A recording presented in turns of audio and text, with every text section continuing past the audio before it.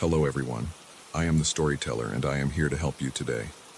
I know you use this video to fall asleep, so before that, like the video and subscribe to the channel. Also, where are you from and what time are you watching? Now get comfortable and relax.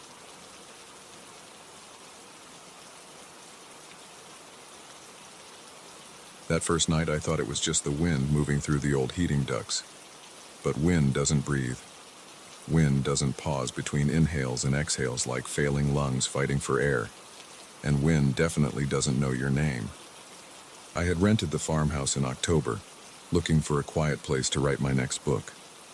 The real estate agent pitched it as rustic charm with modern amenities, which meant the electricity worked most of the time, and the internet was just stable enough for basic research.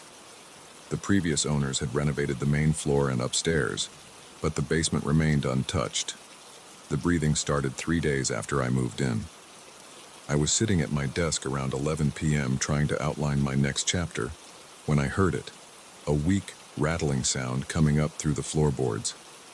At first, I barely noticed it over the tapping of my keyboard, but once I heard it, I couldn't unhear it. The sound followed a pattern, a shallow inhale lasting about 3 seconds, a 2-second pause, then a shaky exhale that seemed to catch halfway through, like someone with pneumonia struggling to clear their lungs. I got up and walked around the first floor, pressing my ear against the heating vents. The sound was loudest near the basement door. I opened it and stood at the top of the stairs listening. The breathing stopped immediately. I flicked on the light switch, illuminating the bare bulb that hung from the ceiling down there. Nothing moved in the harsh yellow light. "Hello?" I called down. My voice echoed off the stone walls. No response. I went down the creaking wooden steps, checking each corner of the basement. Empty boxes from my move sat in one corner. The washing machine and dryer huddled against the far wall. A few garden tools leaned against the stones, but no animals, no squatters, nothing that could explain the sound. I blamed it on old pipes and went back upstairs. But the next night, same time, the breathing started again. This time I grabbed a flashlight and went straight down. Again, the sound stopped as soon as I opened the door. I spent an hour searching every inch of that basement, behind the boxes, under the stairs, around the water heater. I even checked outside, thinking maybe some animal had made a den near the foundation. Nothing. This pattern continued for 2 weeks. Every night between 11 p.m. and 2 a.m. the breathing would start. Sometimes it lasted for hours if I ignored it, sometimes just a few minutes. Always the same labored rhythm. Always stopping the moment I investigated. I started recording it on my phone, playing it back for the local handyman who maintained the property. He suggested mice in the walls, but mice don't breathe that loud. The real estate agent brushed off my concerns, saying old houses make all kinds of noises. I called an HVAC specialist to check the heating system. He found nothing wrong. I tried to work through it. During the day, the house was perfectly normal. I could almost convince myself I was imagining things, but as soon as the sun set, the dread would start building in my stomach. I began avoiding the basement entirely, doing my laundry at the local laundromat instead. I plugged in air fresheners around the house to mask the musty smell that seemed to seep up through the floorboards at night. Last night, everything changed. I was sitting in my usual spot, trying to focus on my writing, despite the wet, rattling breaths coming from below. The sound had become almost routine, still unsettling but familiar. Then it shifted. The breathing grew faster, more irregular. Instead of the usual pattern, it came in quick, shallow gasps. My hands froze over the keyboard. In the 3 weeks I'd lived here, the breathing had never changed its rhythm. I felt the hair rise on the back of my neck as the gasping grew louder, more desperate. Then it stopped completely. The silence hit me like a physical weight.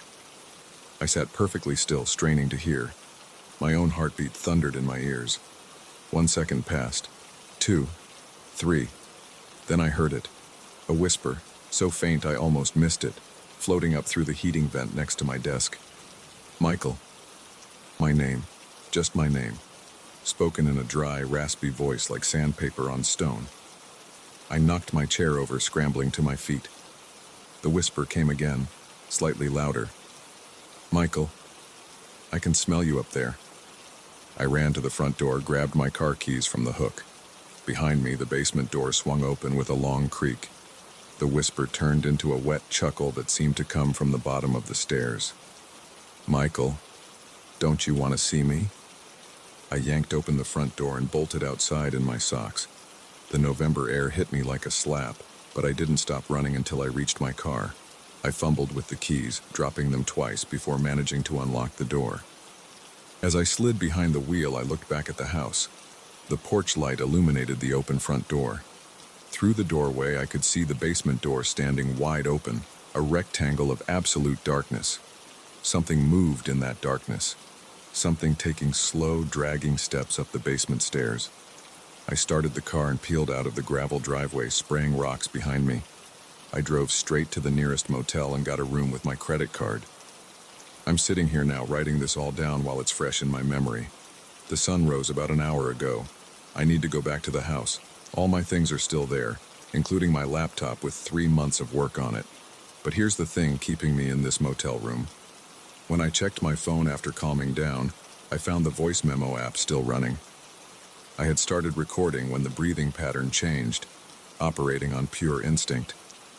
I figured no one would believe me without proof. I just listened to the recording. The breathing is there, clear as day, the gasping, the silence. But my name, the whispers, they're not on the recording. Just 3 minutes of dead silence after the breathing stops. I can't explain that. I know what I heard. But if those whispers weren't coming up through the heating vents, they must have been coming from right behind my chair. I've called the real estate agent and told her I'm terminating my lease immediately. She's threatening legal action. I don't care. They can keep my security deposit. They can sue me for the remaining rent. Nothing will make me spend another night in that house. But I do need to go back one last time in daylight to get my things. I'm sitting here watching the sun climb higher, telling myself I just need to walk in, grab what I need, and walk out. 10 minutes tops. I won't go near the basement door. I won't even look at it. I keep thinking about those dragging footsteps coming up the stairs, about how the whispers didn't come through the vents at all, about what might have been standing behind me, close enough to whisper in my ear while I sat frozen at my desk. The motel checkout is at 11 a.m. I've got 2 hours to work up my courage. 2 hours to convince myself I imagined everything. 2 hours to prepare myself to walk back into that house. But I know one thing for certain. Whatever waits in that basement knows I'm coming back. It knows I have to come back. And this time, it won't just whisper. I can feel it, even now, sitting in this bright motel room miles away. The same way I felt its presence growing stronger each night for the past 3 weeks. It's patient, it's hungry, and it knows my name. Maybe I'll just buy a new laptop. Update. For those asking what happened next, I did go back to the house, but not alone. I convinced 2 of my friends to come with me, and we went in the middle of the day. The basement door was still open, just like I'd left it.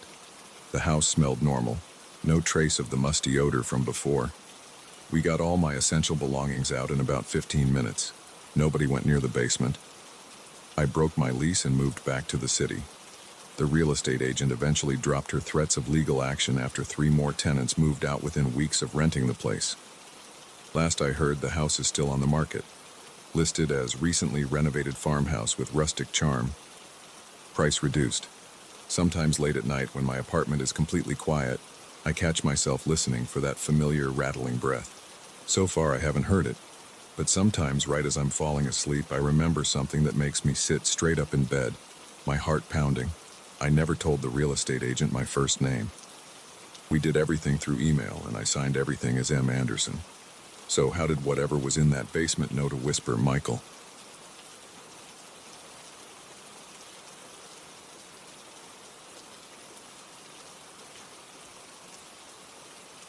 The first time I noticed something was wrong, at Unit 247, was 3 weeks after I rented it. A box of Christmas decorations had moved 2 inches to the left. I know because I'm the kind of person who takes photos of everything on my phone, including the layout of my storage unit. I checked the picture 3 times. Someone had definitely touched that box. I stood in the fluorescent-lit corridor of safe and sound storage, key in hand, staring at the metal door. The air smelled like concrete dust and old cardboard. Unit 247 was at the end of a long row of identical orange doors, tucked away in a corner where the security cameras didn't quite reach. That's why I got it at a discount. The facility manager, Dave, had been upfront about the blind spot when I signed the lease. My wife, Sarah, thought I was crazy to rent a storage unit after the divorce. "Just sell everything," she said. "Start fresh." But I couldn't let go of 12 years of life that easily. So here I was, paying $89, $99 a month to keep old photo albums, furniture, and boxes of memories in a 10x10 concrete box. I unlocked the door and rolled it up. The metal rattled against the track. Everything looked normal at first glance. The stack of moving boxes along the back wall, the old leather armchair my grandfather left me, the plastic bins of summer clothes. But then I saw it. The Christmas box had definitely shifted. And there was something else. The layer of dust on top of the boxes was different, disturbed, like someone had run their hand across it. I pulled out my phone and took new pictures, comparing them side by side with the ones from 3 weeks ago. My hands were sweating. I wasn't crazy. Things had moved. The facility had a keypad entry system and security cameras at the main entrance. You needed a code to get in the gate and into the building, but once inside, anyone could walk the halls. I'd seen other renters coming and going. Maybe someone had the wrong unit number and tried to open my door by mistake. I checked the lock. No signs of tampering. I went through the boxes one by one, but nothing seemed to be missing. Just slightly shifted. The dust patterns were wrong. Even the air felt different, like someone else had been breathing it. I should have called the police right then, or at least reported it to the facility manager. But what would I say? Someone moved my Christmas decorations 2 inches to the left? They'd think I was losing it. After the divorce and losing my job, maybe I was. Sarah had certainly thought so. So I did what any rational person would do. I bought a motion-activated camera from Best Buy and hidden it behind some boxes, pointing at the door. The battery would last 2 weeks. If anyone came in, I'd know. A week passed. I checked the camera footage every day. Nothing. The boxes stayed exactly where they were.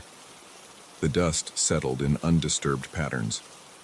I started to think I'd imagined the whole thing. Then, during my weekly visit to swap out some clothes, I found the journal. It was wedged between 2 boxes of kitchen supplies I hadn't unpacked yet. A plain black notebook, the kind you'd buy at CVS. No name on the cover. I'd never seen it before. My hand shook as I opened it. The first entry was dated 14 months ago, March 15th, 2023. Something's wrong with Unit 247. I know I left the boxes stacked against the back wall, but today they were 3 feet forward. The facility says no one else has access to my unit. The lock wasn't tampered with. Am I going crazy? I almost dropped the notebook. 14 months ago, someone else had rented this unit. Someone else had noticed the same things I was noticing now. I sat down in my grandfather's leather chair and kept reading. March 22nd, 2023. More movement today. The plastic bins are now on the left side instead of the right. I set up a camera, but the footage shows nothing. It's like the boxes move between frames. The air feels wrong in there. Heavy. Like someone's been waiting for me to leave so they can walk around. April 3rd, 2023. I found footprints in the dust today. Small ones, like a woman's or a child's. They started at the door and ended at the back wall. Just stopped. Like whoever made them vanished into the concrete. I took pictures, but when I looked at them later, the prints were gone. The photos just showed undisturbed dust. April 15th, 2023. I hear whispers sometimes when I'm in there. Not words exactly. More like the memory of words. Like someone spoke 5 minutes ago, and the sound is still bouncing off the walls. I asked the manager if anyone died in these units. He said no, but his eyes shifted when he said it. April 30th, 2023. Something touched me today.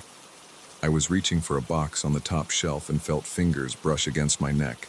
Cold fingers. I turned around, but no one was there. The door was still closed.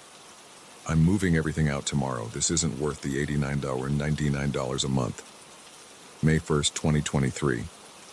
I tried to move out today, but the strangest thing happened. None of my boxes would go through the door. I'd pick them up inside the unit, but as soon as I got to the threshold, they'd get impossibly heavy.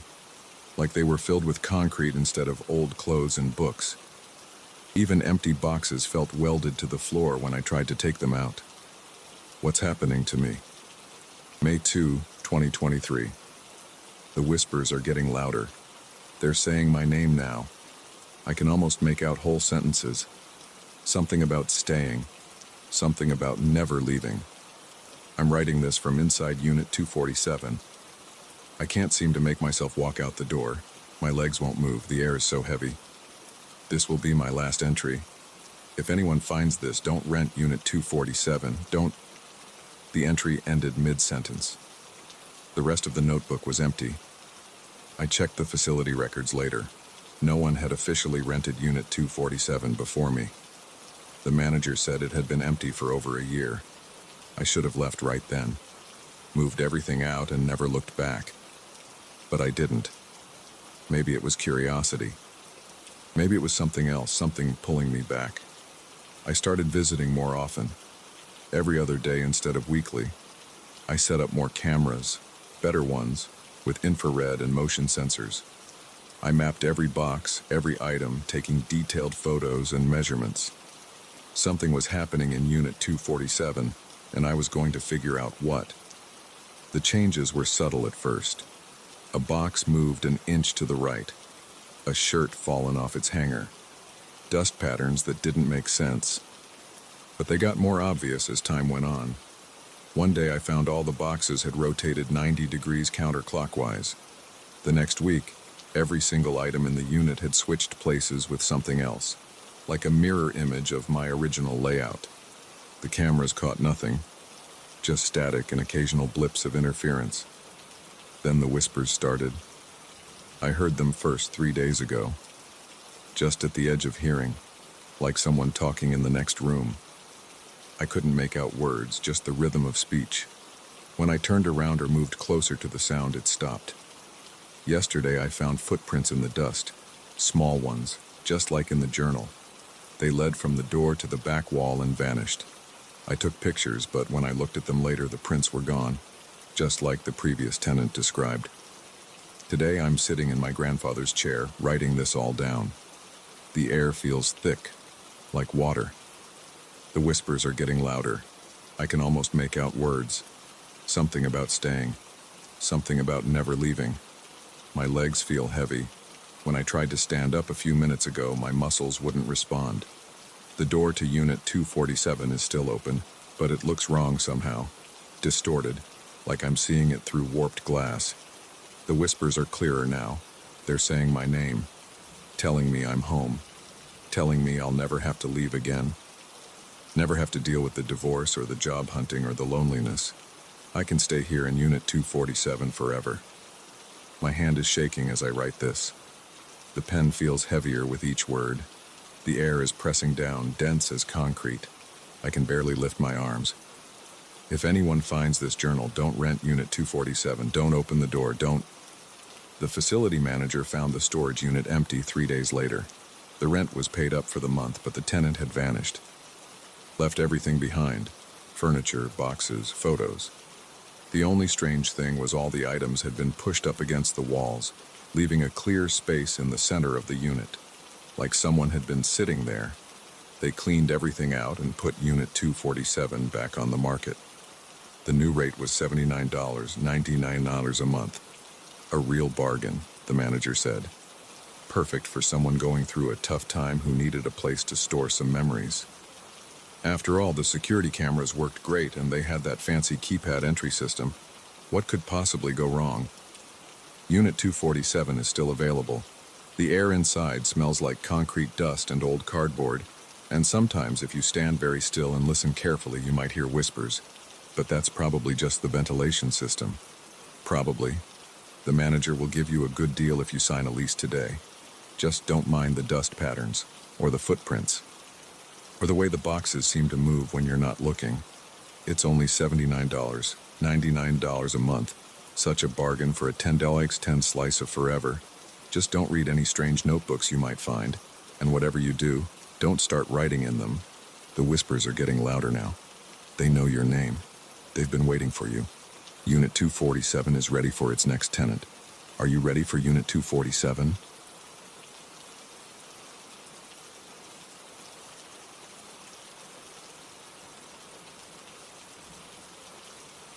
My hands are still shaking as I write this. I need to get it down while it's fresh. Everything at the Riverside Industrial Complex happened exactly as I'm about to tell it. I was there. I saw it. And I'm not crazy. It started 3 nights ago during my regular security shift at the old Morrison manufacturing building.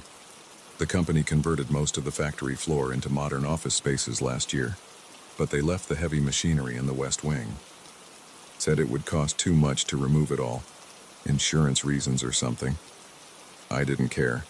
It was just another section I had to patrol. That night was dead quiet, like usual.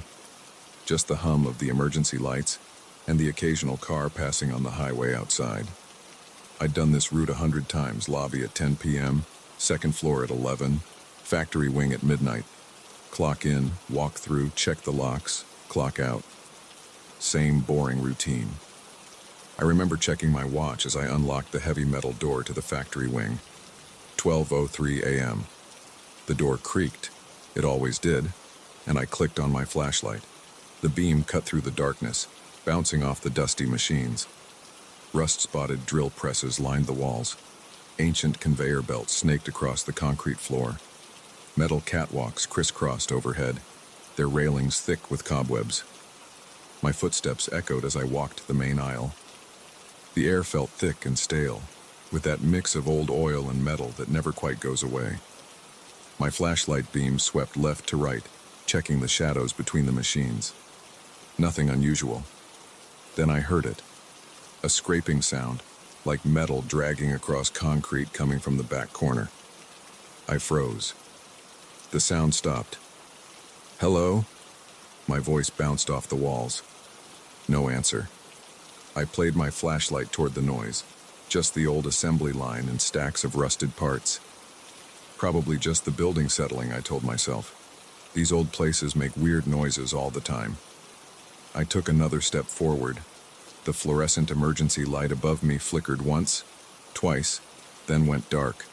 Now only my flashlight lit the space. That's when I saw the shadow. Not my shadow, this one moved on its own, sliding across the floor between 2 massive press machines.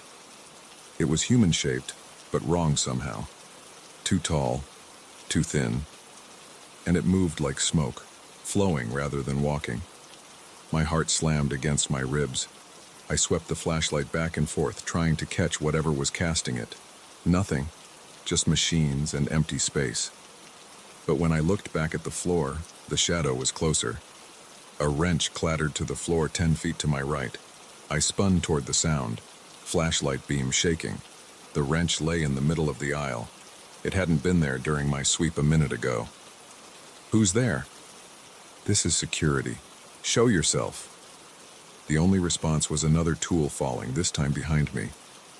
Then another to my left.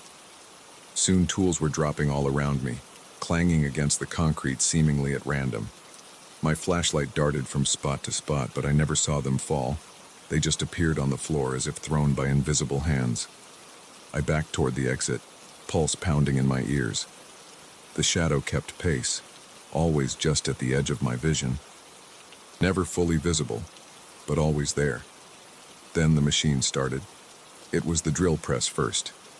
The ancient motor groaned to life, the chuck spinning up to speed with a high-pitched whine. I knew that was impossible. The power had been disconnected months ago. But there it was, running at full speed, bits of rust flaking off as it turned. One by one, other machines clicked on. A bandsaw's blade hummed. Conveyor belts creaked into motion. The massive hydraulic press slammed down with a boom that shook the floor. The whole factory floor came alive with grinding gears and spinning metal. I ran. Forgot protocol, forgot pride, forgot everything except getting out. My feet pounded against the concrete as I sprinted for the exit.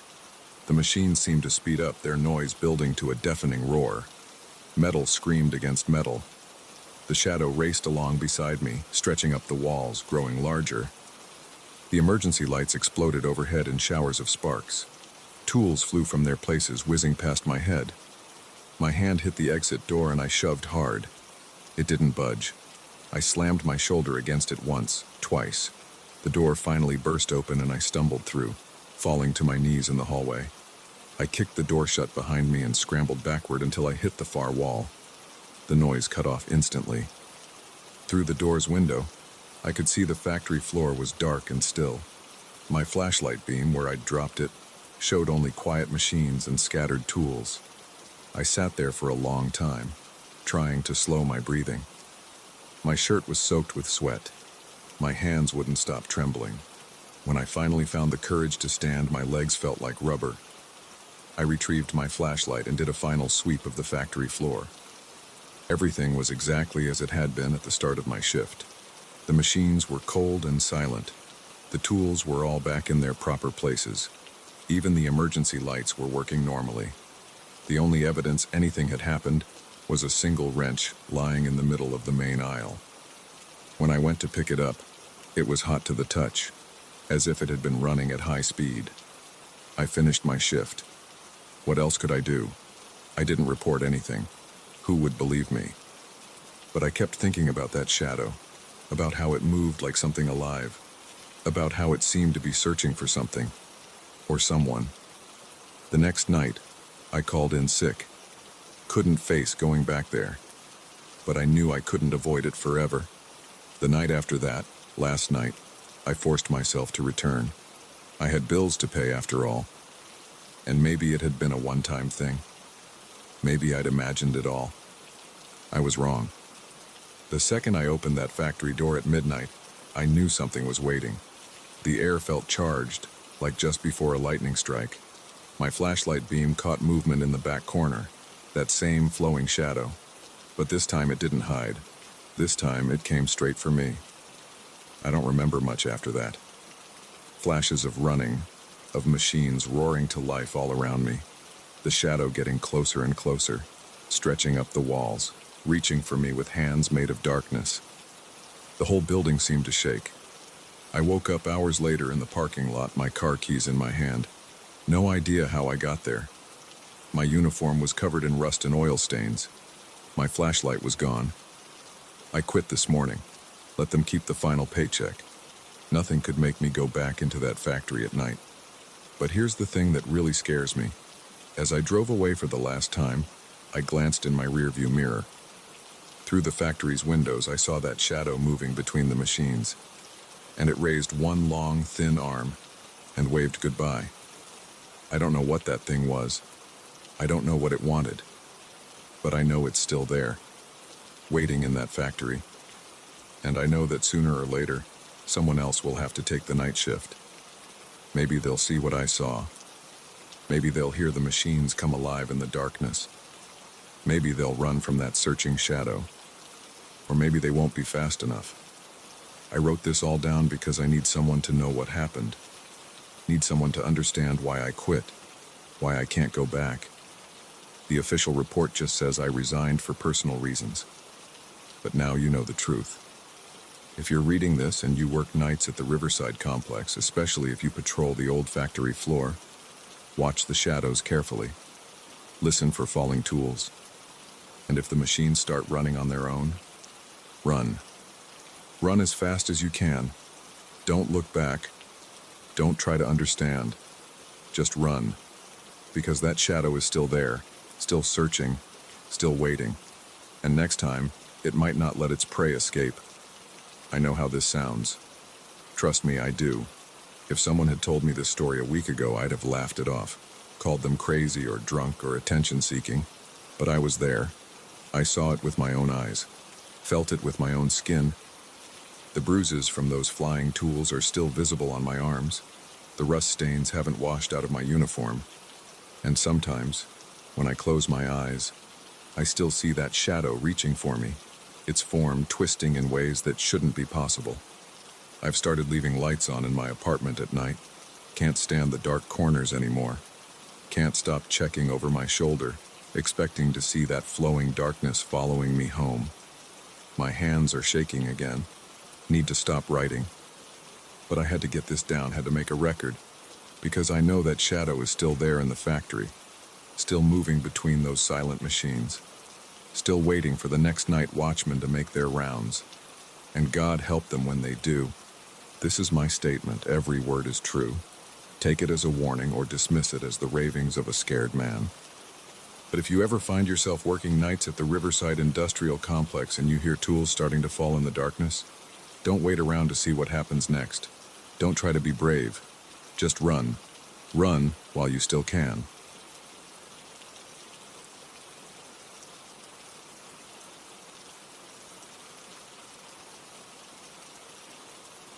I died for 2 minutes on the operating table.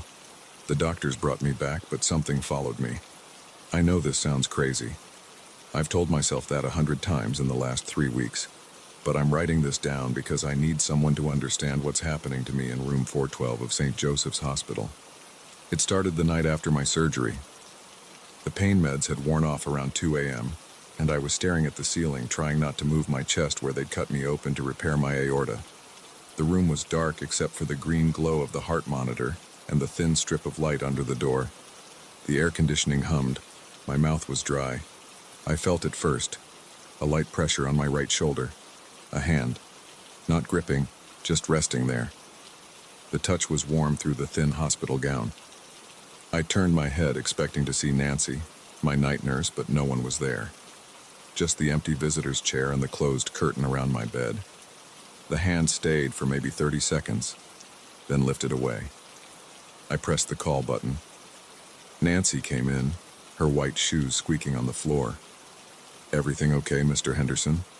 Was someone just in here? One of the nurses?" She checked her tablet. "No, I've been at the desk for the last hour. No one's been in. Are you having pain? I can get you something." "No, I felt someone touch my shoulder." She frowned and checked my IV line, then my vitals. "Everything looks normal, probably just drowsiness from the meds. Try to get some sleep." I nodded, but I knew I hadn't imagined it. The warmth had been real. I could still feel where those fingers had pressed. The next day passed normally. My wife Sarah visited, bringing magazines and a crossword book. The physical therapist made me walk up and down the hall, holding onto a walker like an old man. I ate lime jello and watched game shows. Normal hospital routine. But that night, it happened again. 3 a.m. this time.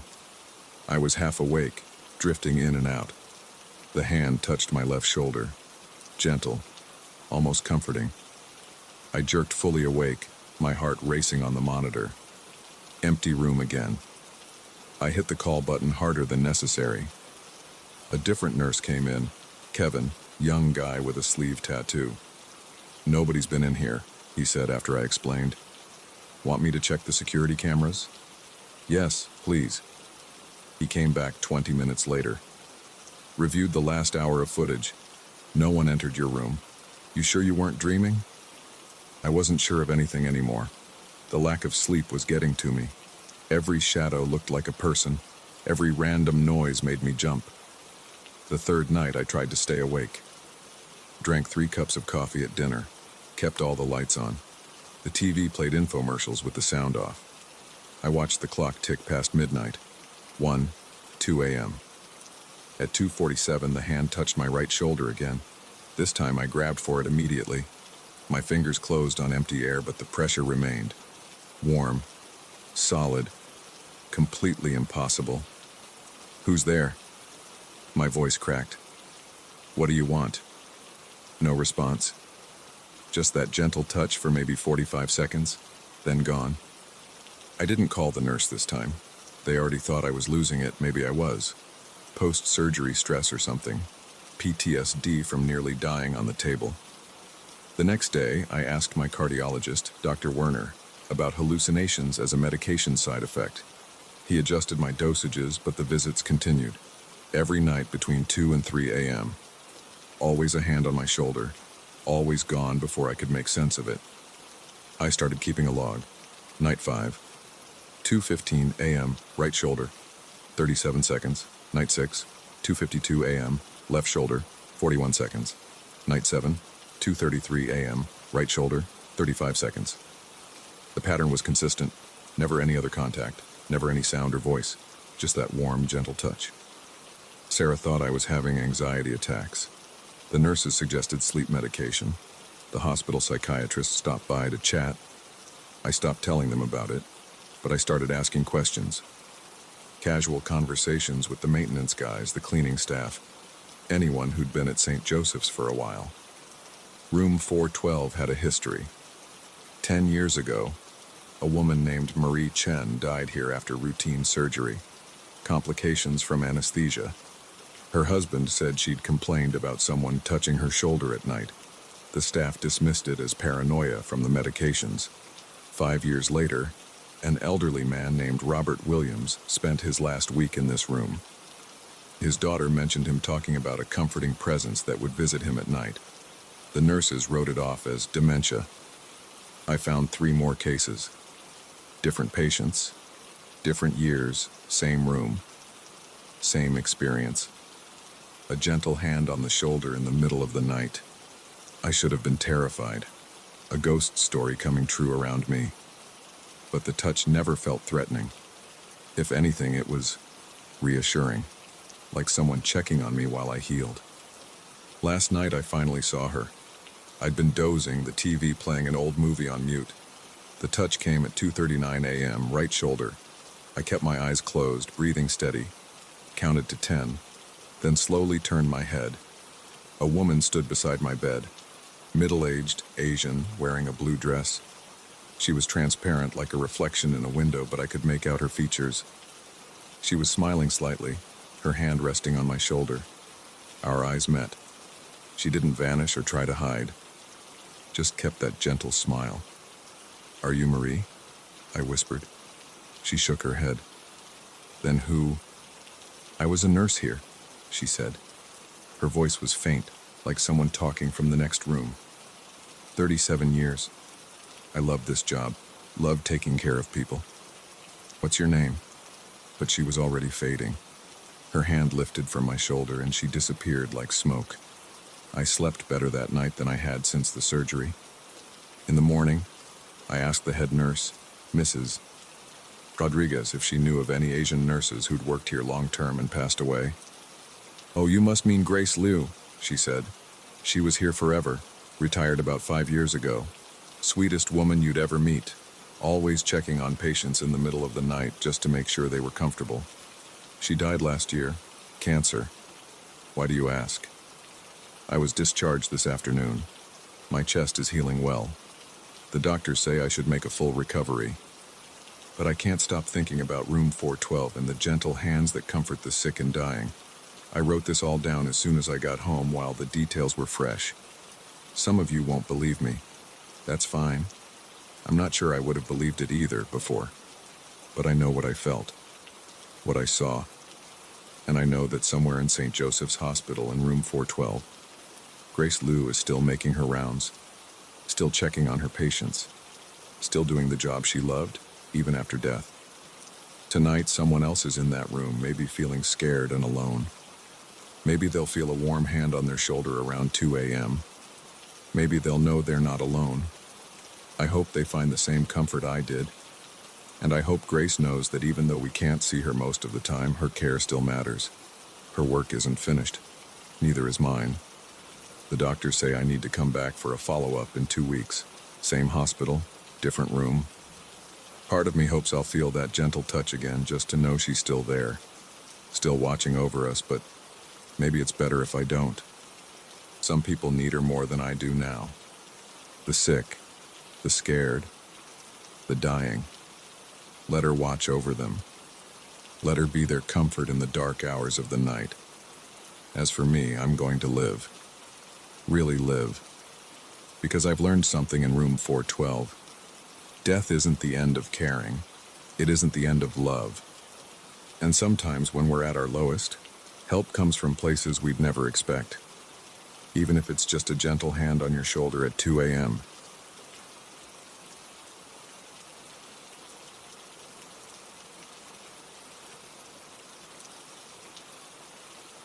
Three weeks ago, I first saw him, just standing there in the rain, staring at my house. I didn't think much of it then. Now I can't sleep. Now I can't leave. Now I know he's always watching. The first night I was driving home from my late shift at the warehouse. The windshield wipers struggled against the heavy rain, and my headlights cut through sheets of water. I turned onto my street, Pine Grove Avenue, at 2:37 a.m. The yellow circles from the street lamps reflected off the wet asphalt. I pulled into my driveway, and that's when my headlights caught him. A tall figure in a dark coat, standing motionless on the sidewalk directly across from my house. His face was hidden in shadow. He didn't move or react to my car's lights. He just stood there looking straight ahead at my front door. I sat in my car for a minute, engine idling. The rain drummed on the roof. The figure didn't move. I checked my phone, 2:39 a.m. Maybe he was waiting for someone, or lost. But something about how still he stood made my stomach tighten. I grabbed my lunchbox from the passenger seat and got out of the car. The cold rain immediately soaked through my jacket. I looked across the street again, preparing to call out and ask if he needed help. He was gone. I stood in my driveway, rain running down my neck, staring at the empty sidewalk. There was nowhere he could have gone that quickly. The nearest house was 30 feet away, and I would have seen him walking in either direction. But he had vanished. My hands shook slightly as I unlocked my front door. I told myself I was being stupid. Probably just some guy waiting for an Uber or something. I hung up my wet jacket, made a sandwich, and went to bed. Didn't think about it again until the next night. Same routine. Late shift, rainy drive home, pulled into the driveway at 2:41 a.m. And there he was. Same spot, same stillness, same dark coat, just staring at my house. This time I didn't wait. I got out of my car immediately and called out, "Hey, can I help you with something?" My voice sounded too loud in the quiet street. The rain muffled everything else. He didn't respond or move. "Look, you're kind of freaking me out standing there. What do you want?" "Nothing." Not even a twitch. I took a few steps forward, anger starting to replace my unease. "I'm going to call the cops if you don't." Gone. Between one blink and the next, the sidewalk was empty. I ran across the street. The wet concrete showed no footprints. I looked up and down the block, no movement, no sound except the rain. My heart pounded in my chest. Inside my house, I double-checked all the locks, closed all the curtains, tried to convince myself I was overreacting. Probably just some weirdo trying to scare people. I'd install some security cameras tomorrow. I didn't sleep much that night. Every sound made me tense up. Every shadow looked like a dark coat. The next morning, I bought 4 wireless security cameras. Spent my lunch break installing them. 1 covering the driveway, 1 on the front door, 2 watching both directions of the sidewalk. The app showed clear views of every angle. If that guy showed up again, I'd have him on video. That night it wasn't raining. I got home at 2:35 a.m. The street was empty. I checked every camera feed before going inside. Nothing unusual. At 3:17 a.m. I woke up to my phone buzzing. Motion alert from the sidewalk camera. My hands were sweating as I opened the app. The feed showed an empty sidewalk. I switched between cameras. Nothing. But then I noticed the timestamp on the motion alert clip was 3 minutes earlier. I played it back. The video showed the same dark figure appearing suddenly in frame, standing perfectly still, staring at my house. For exactly 1 minute, he didn't move at all. Then the video glitched, just for a fraction of a second, and he was gone. I replayed it 10 times. There was no way he could have moved that fast. And how did he just appear like that? I saved the clip and took screenshots. The next day, I called in sick to work. Spent hours reviewing the footage, trying to figure out how he did it. The video quality was good, 1080p, infrared night vision. But every time, he just appeared and disappeared instantly. I posted the clips on some Reddit forums about security cameras and unexplained phenomena. Most people said it was obviously fake or a glitch. A few suggested it might be a ghost. One user who claimed to be a video expert said the footage showed no signs of editing. The figure simply ceased to exist between frames. That night, I stayed up watching the cameras. At exactly 3:17 a.m. motion alert, there he was. Same spot, same stance, same dark coat. I grabbed my phone and ran outside. He was still there, a solid physical presence. In the streetlight, I could see the wet gleam of his coat, but his face was wrong. Like looking at a smeared photograph, the features shifted and blurred when I tried to focus on them. My throat closed up, my legs felt weak. He started to turn his head toward me, so slowly, so unnaturally smooth. I ran back inside, slammed the door, slid down against it, gasping for air. When I finally looked at my phone, the camera feeds were all offline. The cameras came back online an hour later. No sign of the figure. The stored footage from that time period was corrupted, just static and digital artifacts. I called in sick again the next day, spent hours online researching similar experiences. Found a few scattered reports, people seeing motionless figures late at night, always watching houses or buildings, always disappearing impossibly fast. Never any clear photos or videos. That night, I parked my car down the street and watched my house from inside it. 3:17 a.m., he appeared. Through my binoculars, I could see more details of his coat, old-fashioned like something from the 1940s. Too pristine and dry despite the rain. His hands were pale white, hanging motionless at his sides. I watched him for the full minute until he vanished. Then I drove to a hotel and booked a room for the next week. It didn't help. Every night at 3:17 a.m., the hotel room door would rattle, just once. When I checked the peephole, he would be standing in the hallway, staring at my door with that blurred, shifting face. I switched hotels 3 times, same thing every night. I couldn't sleep, couldn't eat. Lost my job when I stopped showing up for shifts. 2 nights ago, I broke. Had to know what he wanted. At 3:16 a.m., I opened my hotel room door and waited. He appeared right in front of me. Up close, his coat rippled in ways fabric shouldn't move. The air around him felt wrong, heavy and cold. His face, I still can't describe what I saw. My mind shies away from the memory. He spoke, not with a voice. The words just appeared in my head. "You see me now. You're part of it." "Part of what?" I whispered. "The watching. Your turn comes soon." He vanished, but now I understand. Every night since then, I felt the changes starting. My movements getting slower, stiffer. The urge to stand and stare growing stronger. Tonight will be my last night of freedom. I can feel it. My skin is already too tight. My thoughts are stretching out, becoming still and quiet. Soon I'll take my place on another sidewalk, another street, another watcher in the night. I'm writing this as a warning. If you see someone standing motionless in the dark, staring at a house, don't look too long. Don't try to understand. Drive past. Look away. Because once you truly see us, you'll become one of us. My fingers are getting stiff, hard to type. Almost time. The rain is falling. The street is calling. I need to stand now. I need to watch. I need to...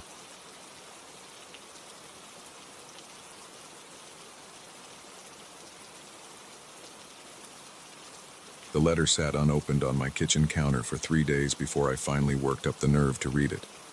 My Uncle Derek was dead, and he'd left me his cabin in Montana.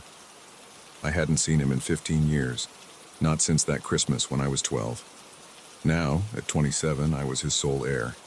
I quit my dead-end job at the insurance company in Minneapolis and drove west. 20 hours straight through, stopping only for gas and coffee. The late October wind whipped fallen leaves across the empty highway as I followed the GPS down progressively smaller roads, until I turned onto a rutted dirt track that wound through dense pine forest. The cabin appeared through the trees as the sun was setting. It was bigger than I expected. 2 stories of weathered logs with a steep pitched roof and a wide front porch overlooking the lake. Dead leaves cluttered the wooden steps. The key was under a fake rock by the door, just like the lawyer had said. Inside, everything was covered in a thick layer of dust. Uncle Derek had died 6 months ago, but from the looks of it, he hadn't actually lived here in years. The furniture was old but solid, heavy wooden pieces that looked handmade. A stone fireplace dominated the main room. The kitchen still had dishes in the cupboards and canned food in the pantry, like he'd just stepped out for a while and meant to come back. I dragged my bags upstairs to the master bedroom. The bed was stripped bare, but I'd brought sheets and blankets. By the time I finished making the bed and unpacking some clothes, full dark had fallen outside. The wind had picked up, making the old cabin creak and groan.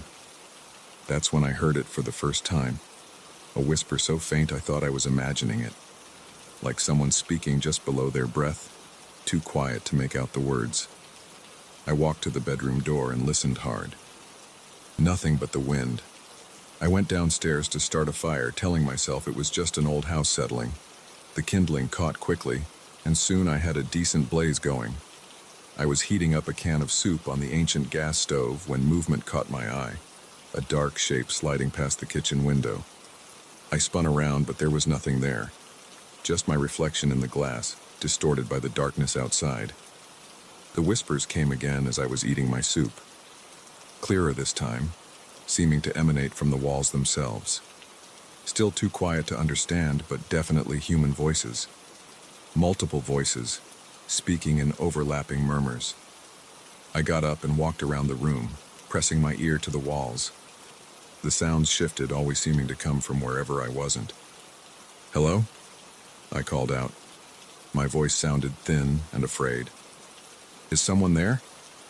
The whispers stopped immediately. The silence felt heavy, expectant. Then in my peripheral vision I saw it, a human shape, tall and black as a shadow, standing in the corner of the room. When I turned to look directly at it, it was gone.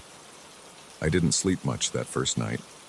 Every time I started to drift off, the whispers would start up again, or I'd catch a glimpse of movement just at the edge of my vision.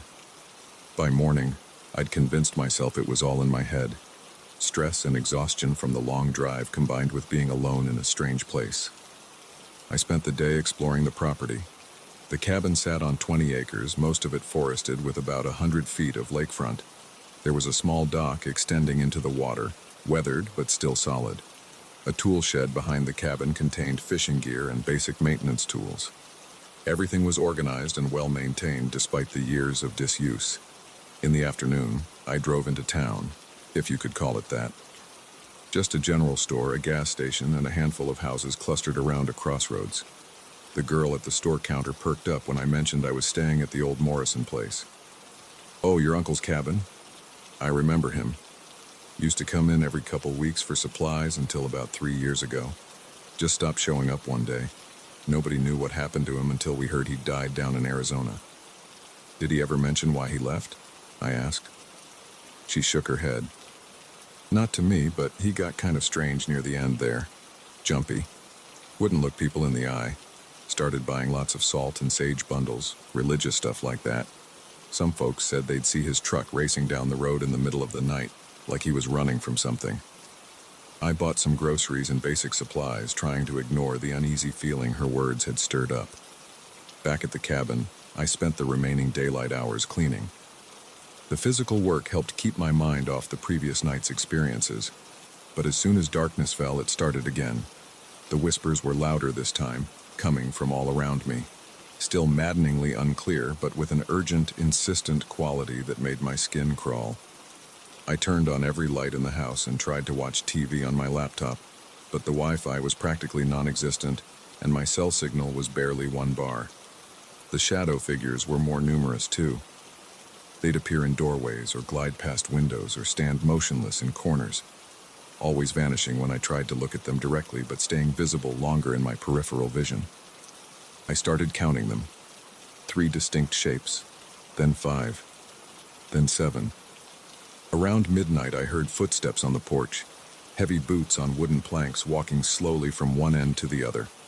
I grabbed a fireplace poker and approached the front door. The steps stopped directly outside. I yanked the door open, poker raised. Nothing. The porch was empty. The motion-activated security light showed no one in the yard. But as I started to close the door, I caught a whiff of cigarette smoke, the same brand my uncle used to smoke. I slept with all the lights on that night, wrapped in every blanket I'd brought. The whispers never completely stopped, but they faded to a background murmur that exhaustion eventually allowed me to tune out. I dreamed of dark shapes pressing against frosted windows, their features indistinct but their intent clear. They wanted in, and they wanted me gone. The next few days fell into an unsettling pattern. During daylight hours, the cabin was just a cabin, quiet, peaceful, even beautiful in the crisp autumn sunlight. I spent my time fixing things up, cleaning years of dust and cobwebs, trying to make the place feel like home. But as soon as the sun set, the presence of others became undeniable. The shadow figures grew bolder, staying visible longer even when I looked right at them. They had no features I could make out, just human-shaped voids that seemed to absorb what little light there was. They moved with purpose, gathering in groups of 3 or 4, always keeping their distance but clearly aware of me. The whispers evolved too. Individual words became distinguishable, though I could never quite string them into coherent sentences. My name featured prominently, along with phrases like, "doesn't belong," and "make him leave," and "like the other one." They seemed to be arguing among themselves about what to do with me. On the 4th night, things escalated. I was in the kitchen washing dishes when all the cabinet doors flew open at once, slamming against their hinges. Plates and glasses launched themselves off the shelves, shattering on the floor around me. I ran upstairs and locked myself in the bedroom, but the whispers followed me through the walls. "Get out, get out, get out." The words were clear now, spoken in multiple voices that overlapped and echoed. The temperature in the room plummeted. My breath came out in visible puffs. The shadow figures appeared one by one, forming a ring around my bed. 7 of them, tall and absolutely still, radiating malevolence. I grabbed my phone with trembling hands and called the lawyer who'd handled Uncle Derek's estate. "The cabin," I said as soon as he answered. "Did my uncle say anything about problems? Strange things happening?" A long pause. "I'm not at liberty to discuss the specifics of your uncle's mental state in his final years," he said carefully. "But I am required to inform you that the property has been difficult to maintain continuous ownership of. There have been 17 different owners since 1920. None have managed to stay longer than 4 years. Your uncle held out for 3 years and 8 months before relocating. What happened to the others, the previous owners? Various reasons were given: mental breakdown, financial difficulties, sudden illness. One simply disappeared, leaving all their belongings behind. The property always ended up back on the market within a few years, usually sold at a significant loss.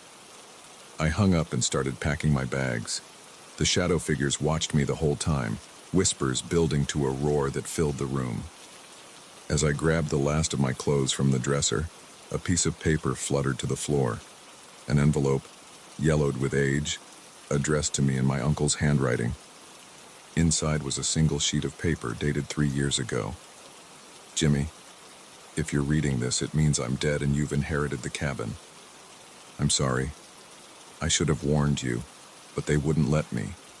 They're always watching, always listening. They were here long before any of us, and they'll be here long after. They don't want us here. They'll try to drive you out like they did me, like they did all the others. But you don't have to leave.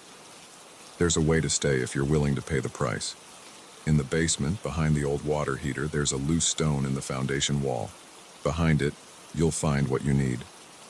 But be sure, Jimmy. Be very sure. Because once you make the deal, there's no going back. Whatever you decide, I'm sorry for putting this burden on you. Uncle Derek." I stood there reading the letter over and over while the shadows pressed closer. The whispers had become a constant roar demanding that I leave. But underneath them, barely audible, I heard a new voice. My uncle's voice, speaking words I couldn't quite make out. My hands were shaking as I went down to the basement with my flashlight. The water heater stood against the far wall, crusted with rust and mineral deposits. I squeezed behind it, running my fingers over the rough stone foundation until I found it, a block that shifted slightly under pressure. It took all my strength to work it free. Behind it was a small cavity containing a leather-bound book, its pages brittle with age. Handwritten on the cover were the words, "The Agreement." I carried it upstairs and sat down at the kitchen table. The shadow figures gathered around me, their whispers falling silent for the first time in days. Watching, waiting. I opened the book and began to read. The first entry was dated 1920, written in faded ink. "I have made my bargain with the others. They will permit me to remain here under the following conditions." The rest of the book contained similar entries from each subsequent owner, including my uncle. Each had struck their own deal with the entities that claimed this place as their domain. The terms varied, but the core agreement remained the same. The living could stay, but only by giving something to the dead. Some offered material sacrifices, valuable possessions burned at midnight during the new moon. Others promised regular rituals of acknowledgement and respect. A few made darker bargains involving blood or pain. My uncle's entry was near the end, the ink still relatively fresh. "I offer them my voice. I will speak only to them, never to another living soul, for as long as I remain here. In return, they will allow me to stay." That explained his sudden reclusiveness in those final years. But he'd broken the agreement by leaving. I wondered what price he'd paid for that betrayal. The shadow figures pressed closer as I neared the end of the book. There were still empty pages waiting to be filled, waiting for my own bargain, if I chose to make one. I could feel them all around me now, not just the 7 I'd counted earlier, but dozens more, filling every corner and shadow of the cabin. The air grew thick with their presence. The whispers started again, but different this time. Questioning, offering, bargaining. I picked up a pen, my hand hovering over a blank page. The cabin was beautiful, and it was mine by right of inheritance. Did I really want to give it up without a fight? But what price was I willing to pay to stay? The whispers grew louder, more insistent. The shadows leaned in, eager to hear my terms. Outside, the wind picked up, rattling the windows like something trying to get in. Or perhaps trying to give me one last chance to get out. I pressed the pen to paper and began to write. "I, James Morrison, hereby offer the following bargain."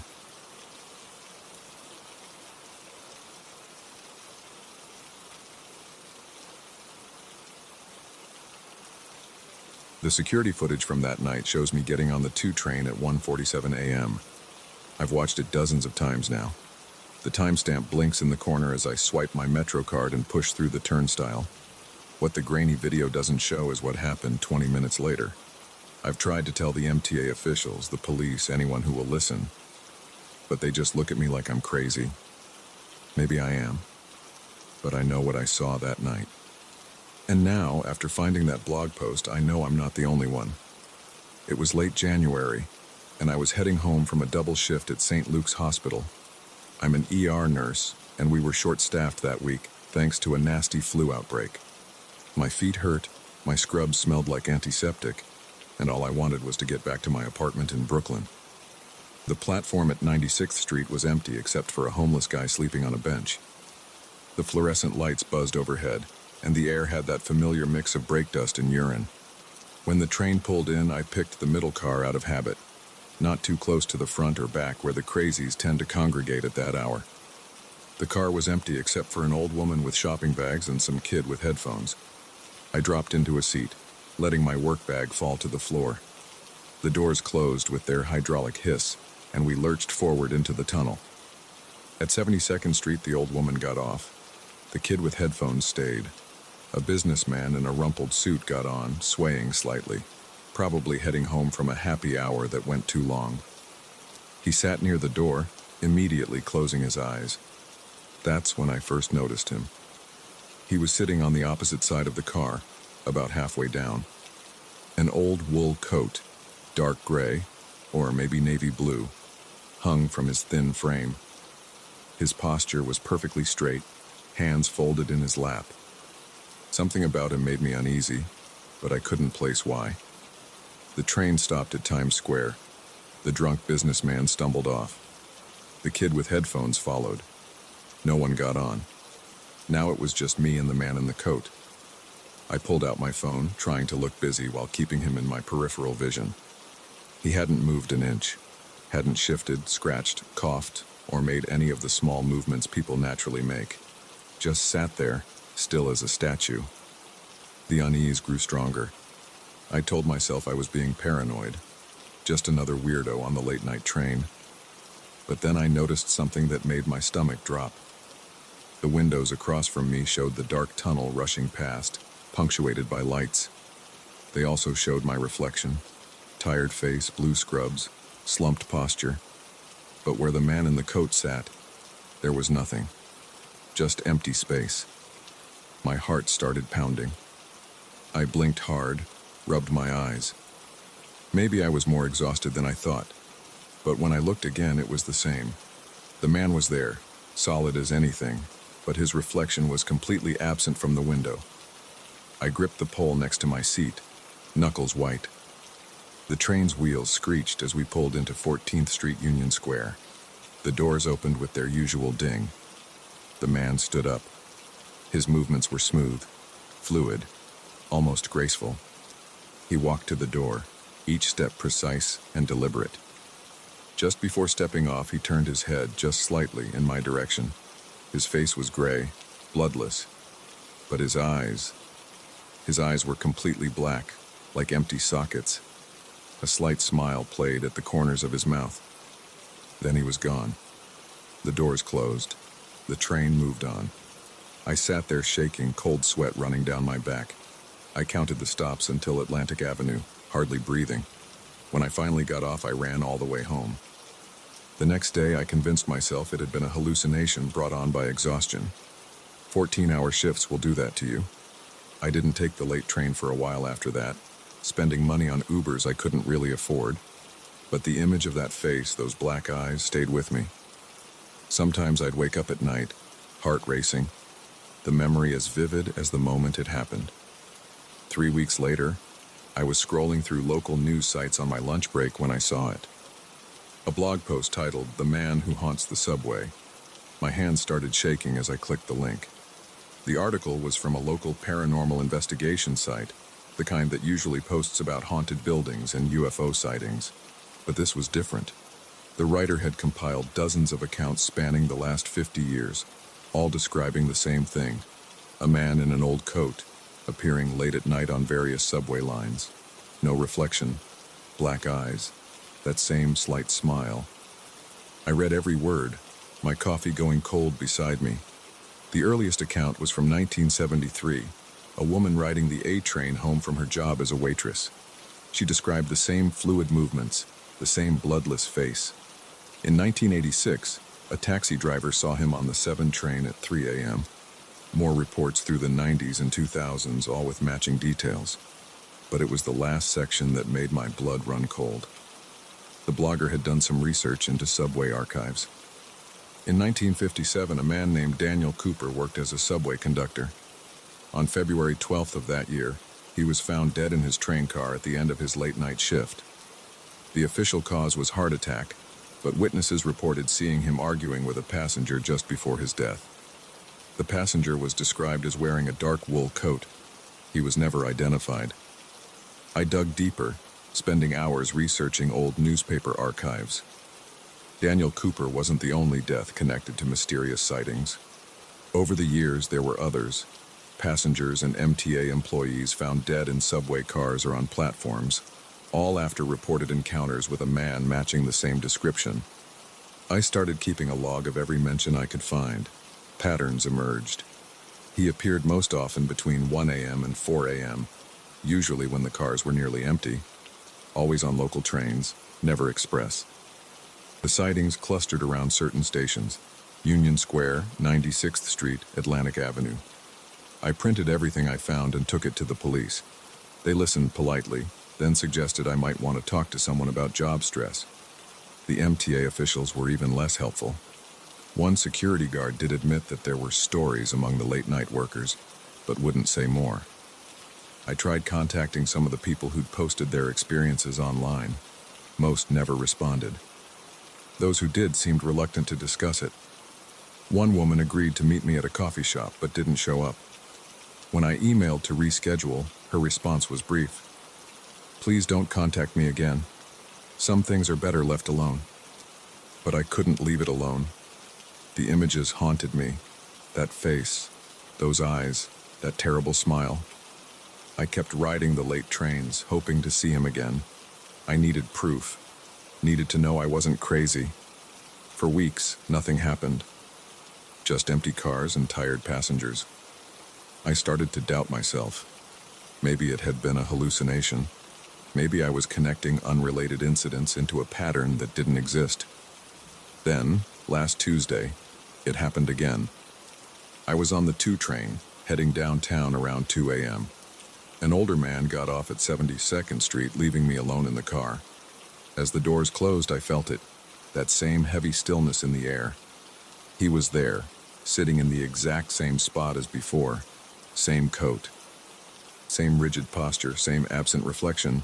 This time I was ready. I pulled out my phone, opened the camera app. My hands were shaking so bad I could barely hold it steady. He turned his head toward me, slowly, deliberately. Those black eyes fixed on mine. The smile widened, showing teeth that were too white, too sharp. Then my phone died. Just went black, though I'd had 80% battery a moment before. The train lights flickered once, twice. When they stabilized, he was standing. I ran. Didn't wait for the next station. Just ran to the next car, pushing through the emergency doors. A couple of teenagers looked up in surprise as I burst in, gasping for breath. When we stopped at the next station, I looked back through the window between cars. The man was gone. My phone turned back on as if nothing had happened. That was 3 days ago. I haven't been able to sleep much since then. Keep seeing those eyes in the dark. That smile. I've started noticing other things too. The lights in my apartment flicker sometimes. Objects aren't quite where I left them. And last night, I woke up to find wet footprints leading from my front door to my bedroom, the kind of marks someone's shoes might leave after walking through subway puddles. I'm writing this all down because people need to know, need to be warned. If you're on the subway late at night and you see a man in an old coat, don't look at his face. Don't take out your phone. Just get off at the next station no matter where it is. I'm posting this everywhere I can think of. Already got banned from several local forums. People say I'm making it up, or I'm mentally ill, or I'm trying to start an urban legend. But I know what I saw, and I know he saw me too. The thing that scares me most isn't the encounters themselves. It's what I found this morning when I was reviewing more old articles. In every case where someone died after seeing him, they'd tried to warn others first. They'd posted online, contacted authorities, kept records, just like I'm doing now. I'm writing this from a Starbucks near Union Square. When they close, I'll have to take the train home, the last train of the night. I can feel it in my bones. He'll be there, waiting. And this time, I don't think he'll just smile and walk away. So if you're reading this, please remember what I told you. And if you're ever on the subway late at night and you feel that strange stillness in the air, don't look up. Don't look at his face. Just pray the next station comes quickly. And whatever you do, don't ride the last train alone.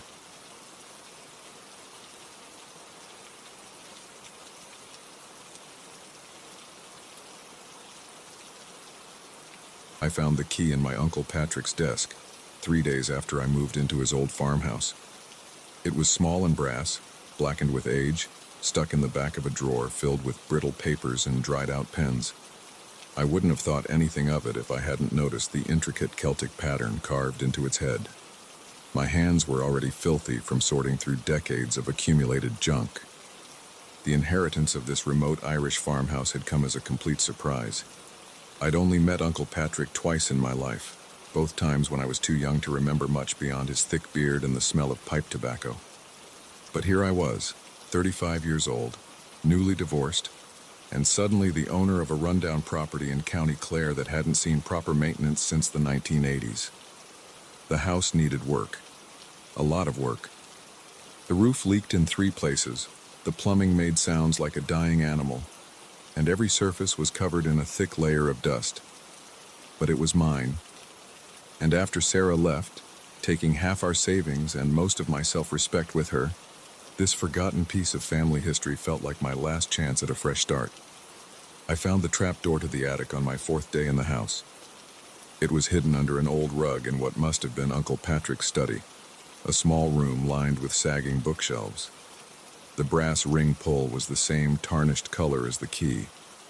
When I tried the key in the heavy padlock securing the trap door, it turned with a grinding sound that sent rust flakes drifting to the floor. The ladder was gone. Looking up into the dark square opening, I could see only blackness.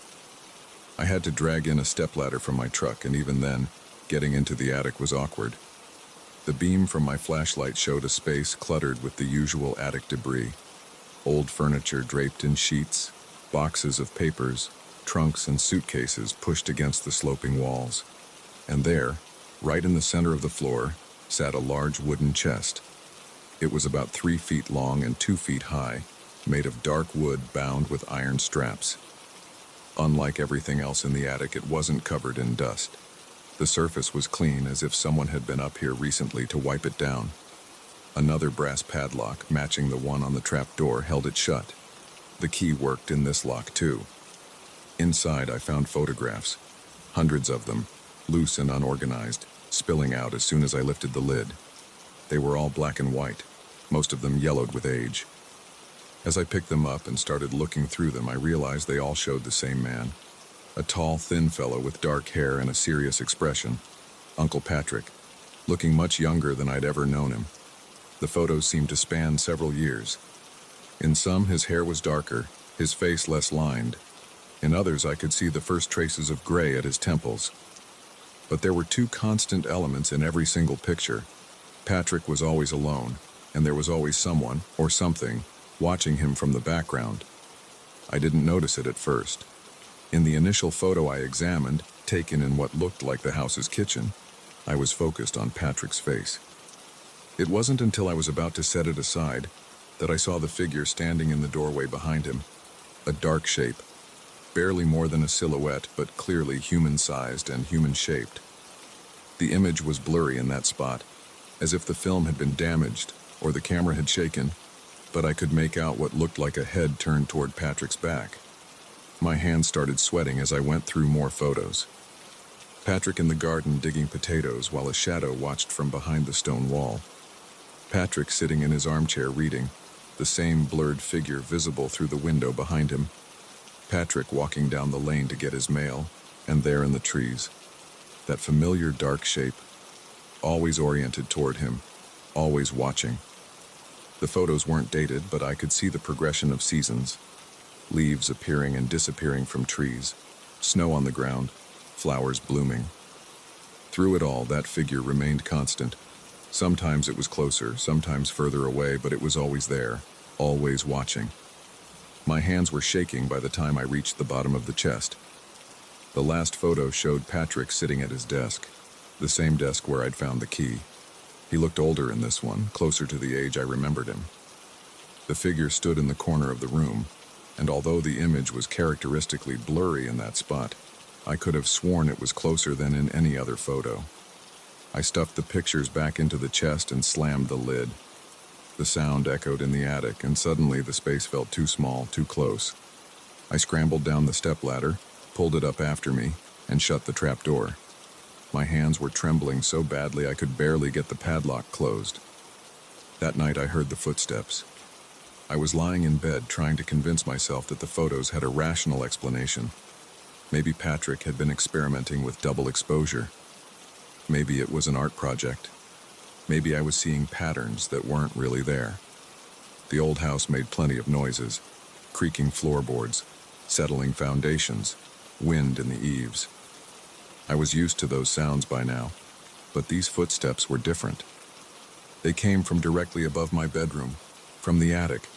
Slow, deliberate steps moving from one end of the space to the other, back and forth, back and forth. There was no access to the attic except through that trap door. I'd checked. The stepladder was still downstairs, leaning against the wall where I'd left it. The trap door was still locked. I could see the padlock gleaming in the beam of my flashlight when I went to check, my heart pounding so hard I could feel it in my throat. But the footsteps continued. Dust drifted down from the ceiling with each step. I stood there in the study, flashlight pointed up at the trap door, listening to something walk around in a space that should have been empty, in a space that should have been inaccessible. I didn't sleep that night, or the next. The footsteps came again, always at night, always moving in that same pattern, back and forth, like something pacing, like something waiting. On the third day, I started going through Uncle Patrick's papers. I needed answers. The desk drawers were full of documents, letters, bills, notebook pages covered in his cramped handwriting. Most of it was mundane, grocery lists, utility bills, notes about farm equipment repairs. But in the bottom drawer underneath a stack of old newspapers, I found a leather-bound journal. The first entry was dated 1975. It's watching me again. I see it everywhere now. At first I thought it was my imagination, just shadows playing tricks on my eyes.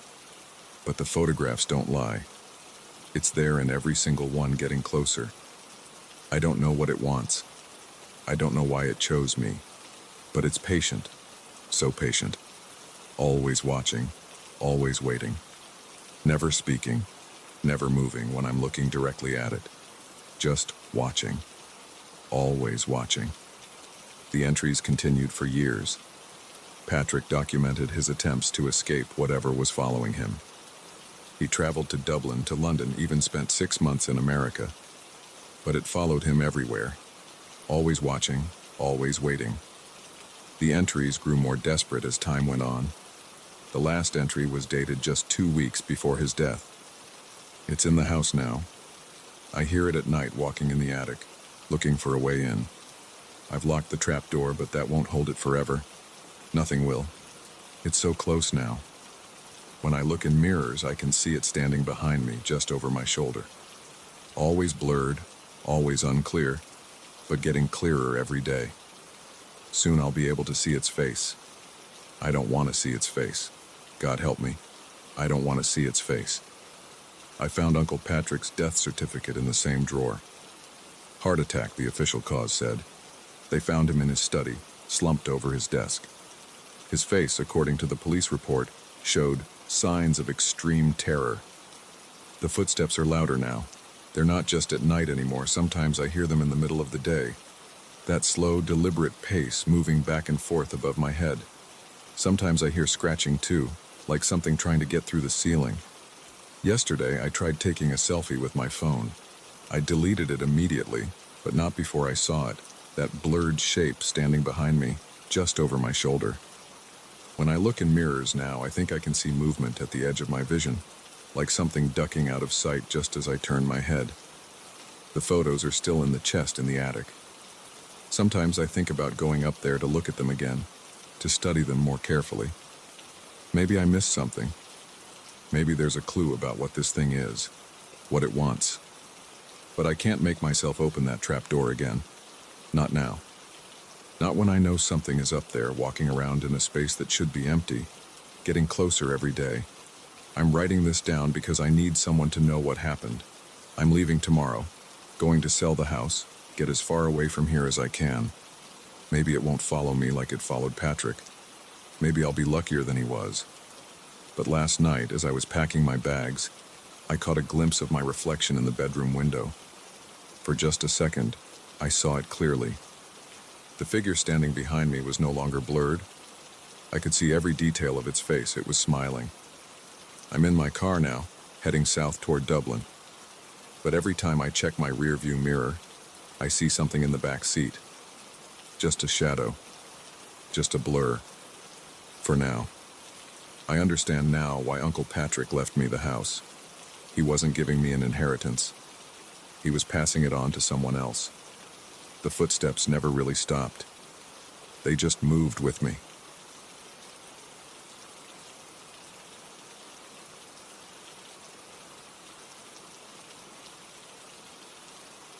The first knock came on October 12th. Three sharp raps against my apartment door at exactly 3 a.m. I know the time because my phone lit up right when I heard it. I was still awake, working late on my laptop in bed, the blue light from the screen the only illumination in my cramped Chicago studio. The sound made me freeze, fingers hovering over the keyboard mid-sentence. Nobody visits at 3 a.m. Not in this building, not in this neighborhood. I waited, listening. The radiator hummed. A car passed on the street below, its headlights sweeping across my ceiling. 20 seconds passed, then 3 more knocks, identical to the first set, sharp, deliberate, evenly spaced. My heart started beating faster. I closed my laptop, set it aside, and swung my legs over the edge of the bed. The floor creaked under my feet. Another set of knocks, louder this time. "Hello?" I called out. My voice sounded smaller than I intended. No response, just silence. I stood up, my t-shirt sticking slightly to my back with cold sweat. The distance from my bed to the door was only about 15 feet, but each step felt longer than usual. When I reached the door, I pressed my eye to the peephole. The hallway was empty, just the usual dingy beige walls and worn carpet lit by fluorescent lights that never quite seemed bright enough. I could see all the way to the stairwell door at the end of the hall. Nobody was there. My hand hovered over the doorknob. A voice in the back of my head screamed not to open it. But that was ridiculous. This was just my apartment building. Maybe someone had the wrong unit. Maybe some drunk neighbor got confused. I opened the door. The hallway air hit me, cooler than my apartment, with that slight musty smell that old buildings get. But there was no one there. I stepped out and looked both ways. Empty. The stairwell door was closed. The elevator indicator showed it was stopped on the ground floor. I went back inside, double-checked the locks, and tried to shake off the weird feeling settling in my stomach. Just some random occurrence, I told myself. Nothing to worry about. But it happened again the next night. And the next. Always at exactly 3 a.m. Always 3 knocks, followed by silence, followed by 3 more, getting progressively louder. Every time I checked, there was no one there. Every time I opened the door, I found an empty hallway. After a week, I stopped sleeping normally. I'd lie in bed staring at my phone, watching the minutes tick toward 3 a.m. Sometimes I'd try to stay awake until after the knocking passed. Other times I'd take sleeping pills and hope to sleep through it. Neither strategy worked. The knocks always woke me if I managed to fall asleep, and they always came if I stayed awake. I installed a security camera outside my door. The footage showed nothing, just an empty hallway when the knocking happened. I asked my neighbors if they heard anything. Most of them looked at me like I was crazy. A few said they sometimes heard knocking but assumed it was normal building noise. The building manager wasn't any help either. "Old buildings make weird sounds," he said, not looking up from his phone. "Pipes, settling, that kind of thing. Nothing we can do about it. But pipes don't knock in perfect rhythm. Buildings don't settle on a precise schedule." By the second week, the knocks were loud enough to vibrate my door in its frame. I started sleeping with headphones on, playing white noise, but I could still hear them cutting through. The sound had weight to it now, like someone was using their full strength. I grew obsessed with trying to catch whatever was causing this. I set up my laptop to record audio all night. I bought more cameras and positioned them at different angles.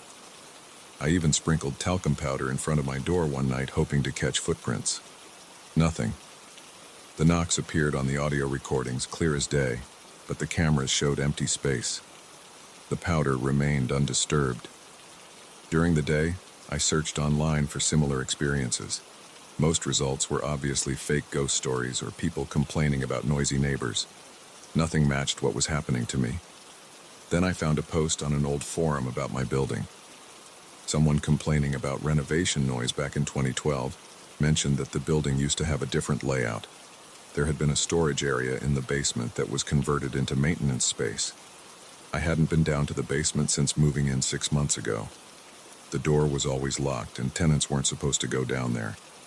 But I had to know if there was something, anything, that might explain what was happening. Getting the key wasn't hard. The building manager kept them on a hook in his office. I waited until he went out for his usual afternoon smoke break, then slipped in and made a quick impression in some modeling clay. The next day, I had a copy made at a hardware store. That night, after the knocking finished, I waited an hour to make sure the building was quiet. Then I took my phone flashlight and the copied key and headed down. The basement door opened with a grinding noise that seemed too loud in the silent hallway. Concrete stairs led down into darkness. The air was thick with the smell of mold and old paper. My flashlight beam showed bare concrete walls covered in pipes and conduit. The maintenance area took up most of the space: tools, spare parts, paint cans. But in the back corner, partially hidden behind some old shelving, I found what used to be the storage room. It wasn't completely sealed off. There was a gap between the new wall and the old one, just wide enough to squeeze through if I turned sideways. I shouldn't have gone in. Every instinct told me to turn around and go back upstairs. But I had to know. The space behind the wall was small, maybe 10 feet square, empty except for some broken chairs and a cardboard box in the corner. The box was falling apart, softened by moisture.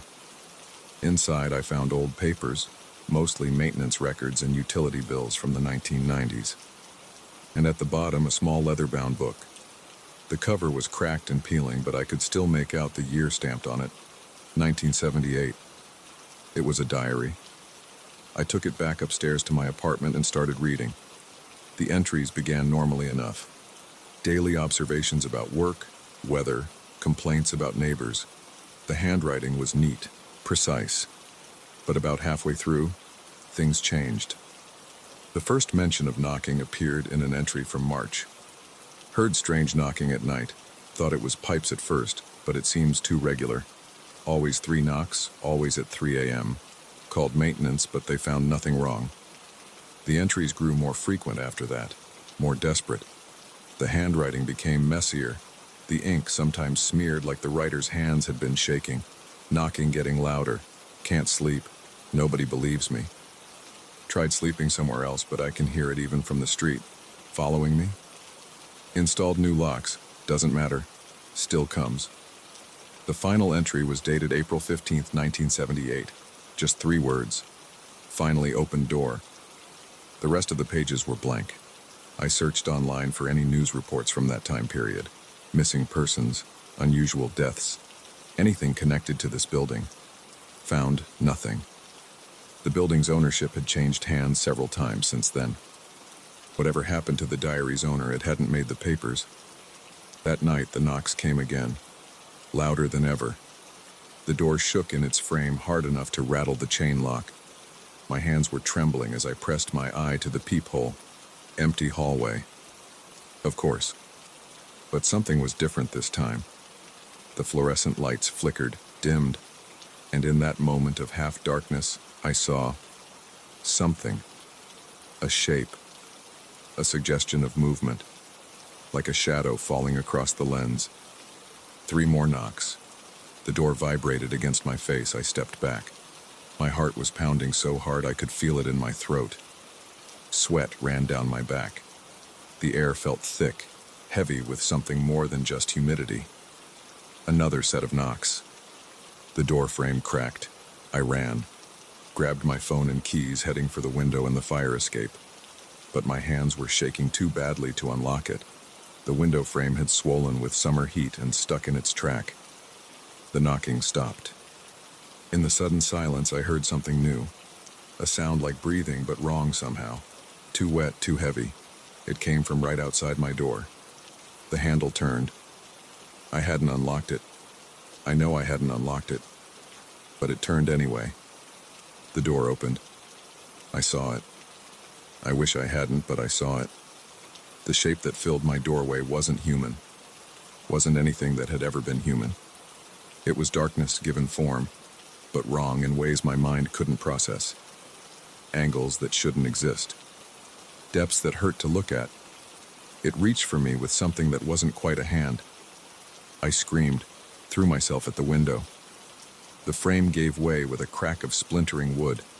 Cold night air hit my face as I scrambled onto the fire escape. I ran down the metal stairs, the grating ringing under my feet. Didn't stop when I hit the street. Didn't stop until I was blocks away, lungs burning, legs shaking. I never went back to the apartment. Left everything behind. Moved in with a friend until I could find a new place. The building manager called about my abandoned belongings, but I told him to keep the security deposit and throw everything out. Sometimes I drive past the building. It looks normal enough during the day. New tenants have moved into my old unit. I wonder if they hear the knocking. I wonder if they'll find the diary where I left it, hidden behind the radiator.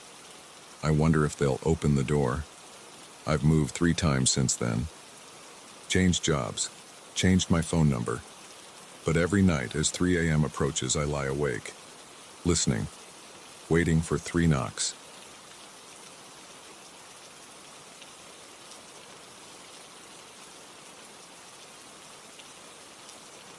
My hands were shaking when I dialed 911, but the dispatcher just told me what I already knew.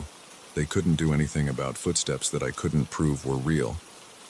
I'm getting ahead of myself, though. Let me start from the beginning, 3 weeks ago, when Mark asked me to house-sit his new place while he was away on business. Just need someone to collect the mail and water the plants, he'd said, dangling his house keys in front of me at our usual Friday lunch spot. The neighborhood's great.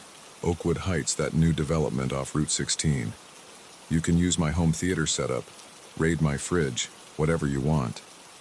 I should have asked more questions. Should have wondered why Mark, who'd never needed a house sitter before, suddenly wanted someone staying at his place for a full month. But I didn't. I just saw it as a chance to get away from my cramped apartment and enjoy some suburban luxury for a few weeks. The first few days were fine. Great, even. Mark's house was a 3-bedroom ranch style with all the latest smart home features. The development was one of those cookie-cutter neighborhoods where every house looked almost identical. Beige siding, black shutters, 2-car garage. But inside, it was all hardwood floors, granite countertops, and that massive 85-inch TV that Mark wouldn't shut up about. I settled into a routine. Work from home during the day using Mark's fiber internet, order takeout or cook in his chef's kitchen, then stretch out on his leather sectional to binge whatever was new on Netflix. The silence took some getting used to. No traffic noise, no upstairs neighbors stomping around, just the hum of the central air. But I adjusted. Then came that first night, Tuesday, October 12th. I remember the date because I just finished watching the season finale of that new horror series everyone was talking about. It was midnight exactly. I checked my phone when I heard it. Footsteps in the hallway outside the master bedroom. Not the creaking of an old house settling. Not the pipes expanding or contracting. Footsteps. The distinct sound of someone walking, heel to toe, slow and deliberate. The hardwood floors made each step crystal clear. My whole body went rigid. I was lying in bed, staring at the closed bedroom door, listening. Step, step, step, getting closer, then stopping right outside. I held my breath. My heart was pounding so hard I could feel it in my throat. 10 seconds passed. 20. 30. Nothing. I grabbed my phone, turned on the flashlight, and yanked open the bedroom door.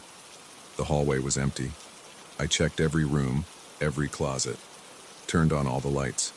The front door was locked, deadbolt engaged. Back door too. All windows secure. No signs of forced entry. No one could have gotten in. I didn't sleep that night. Sat up in bed with all the lights on, alternating between watching the bedroom door and checking the security system app on my phone. Nothing showed up on any of the exterior cameras.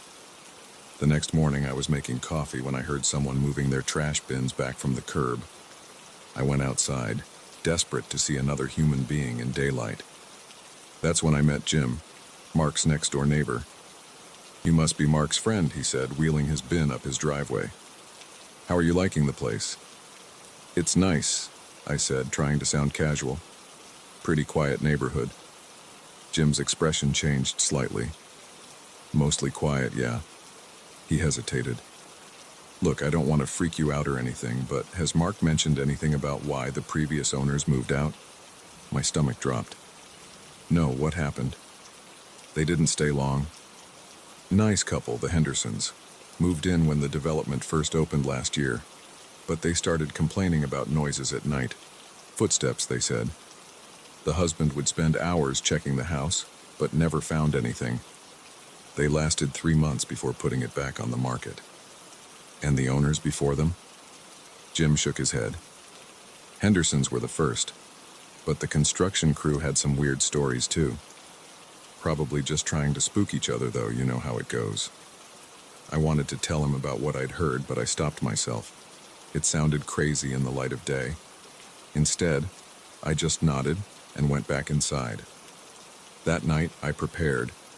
I set up my phone to record video in the hallway, put a line of baby powder on the floor, an old ghost hunting trick I'd seen in a movie.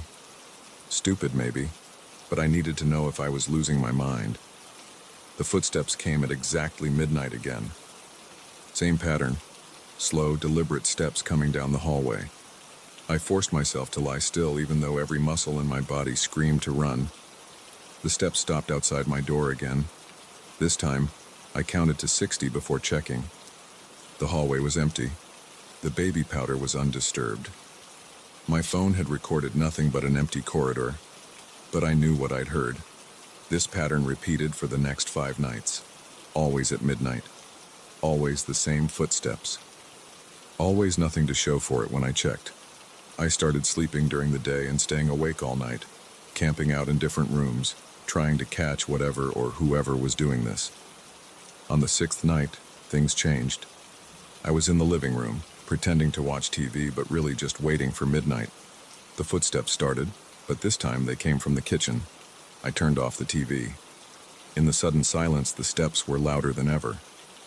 I stood up slowly, my phone's flashlight beam cutting through the darkness. The steps moved from the kitchen into the dining room. I could track their progress across the house. Whatever was making them was heading straight for me. I backed up against the wall, my free hand groping for the light switch. The footsteps entered the living room. My flashlight beam showed empty space where the sound was coming from. Step, step, step. They stopped 3 feet in front of me. My hand found the switch and I flooded the room with light. Nothing. Just Mark's tastefully decorated living room, exactly as it had been all day. I called Mark that night, my voice shaking as I told him everything. There was a long pause after I finished. "I should have told you," he finally said. I thought maybe it was just the Hendersons making stuff up to get out of their mortgage. Or maybe there was a logical explanation. Bad pipes, settling foundation, something like that. "You knew about this?" The realtor had to disclose it. 3 sets of owners before the Hendersons, back when this was all farmland. Each family reported the same thing, footsteps at midnight. Each family left within months. The land developers bought it cheap, tore down the old house, built this whole subdivision. I got a great deal on the house because of the history. I thought it was all bullshit. "Have you heard them?" Another pause. "Once, the night before I called you to house sit. That's why I left. Told myself I needed this business trip, but really, I just couldn't stay here alone. I should have packed my bags right then. Should have called a hotel or crashed at my apartment. But something kept me there. Maybe it was stubbornness. Maybe it was curiosity. Maybe I just couldn't admit to myself that I was running from something I couldn't even see. The next few nights, the footsteps got bolder. They'd start in different parts of the house, but always end up finding me. Sometimes they'd stop right next to where I was sitting or standing. Sometimes they'd pace around me in circles. Once they followed me from room to room for an hour straight. I tried everything I could think of. Salt lines at the doors and windows, religious symbols, sage burning, motion sensors. Nothing made any difference. Last night was the final straw. I was in the kitchen, making a late-night sandwich, trying to stay awake until midnight. The footsteps started early, 11:45 p.m. But this time, they weren't alone. I heard a door open upstairs, then another, then another. Multiple sets of footsteps moving through the house, coming down the stairs, spreading out through the first floor. I dropped the knife I was using to make my sandwich. It clattered on the counter as the footsteps converged on the kitchen. They surrounded me. I could hear them on all sides, dozens of invisible feet walking on Mark's expensive hardwood floors. That's when I called 911. The dispatcher was professional but clearly skeptical. She said they could send an officer to check the property, but it would take at least 30 minutes. I hung up. The footsteps kept getting closer, tightening their circle around me. The temperature in the kitchen dropped so fast I could see my breath. My chest felt tight, like something was pressing against it from all sides. I ran, straight through the mass of footsteps, feeling cold spots as I pushed through them, out the front door, into my car. I drove to a 24-hour diner and haven't been back since. I called Mark this morning, told him I couldn't stay there anymore. He understood, said he'd call a real estate agent as soon as he got back. What about the next owners, I asked. We'll disclose everything, he said. But someone will buy it, someone always does. They'll hear the stories and think they can handle it, just like we did. And the footsteps? They'll keep walking, every night at midnight looking for something, or someone. I'm writing this from my apartment. It's almost midnight. My upstairs neighbors are stomping around as usual, but for the first time in my life, I'm grateful for the noise. At least I can see what's making these footsteps. I've been doing research on the area where Mark's house stands. Before it was farmland, it was a crossroads where 3 old trails met. Local historians say travelers would stop there for the night on their journey west. Some of them never left. Maybe that's why the footsteps keep searching, night after night. Looking for a path that was paved over long ago? Or maybe they're looking for something else. Something that was lost or taken or hidden. I don't know. All I know is that somewhere in Oakwood Heights, in a beautiful new house with hardwood floors and granite countertops, footsteps are echoing through empty halls. And someone else will hear them soon. They always do.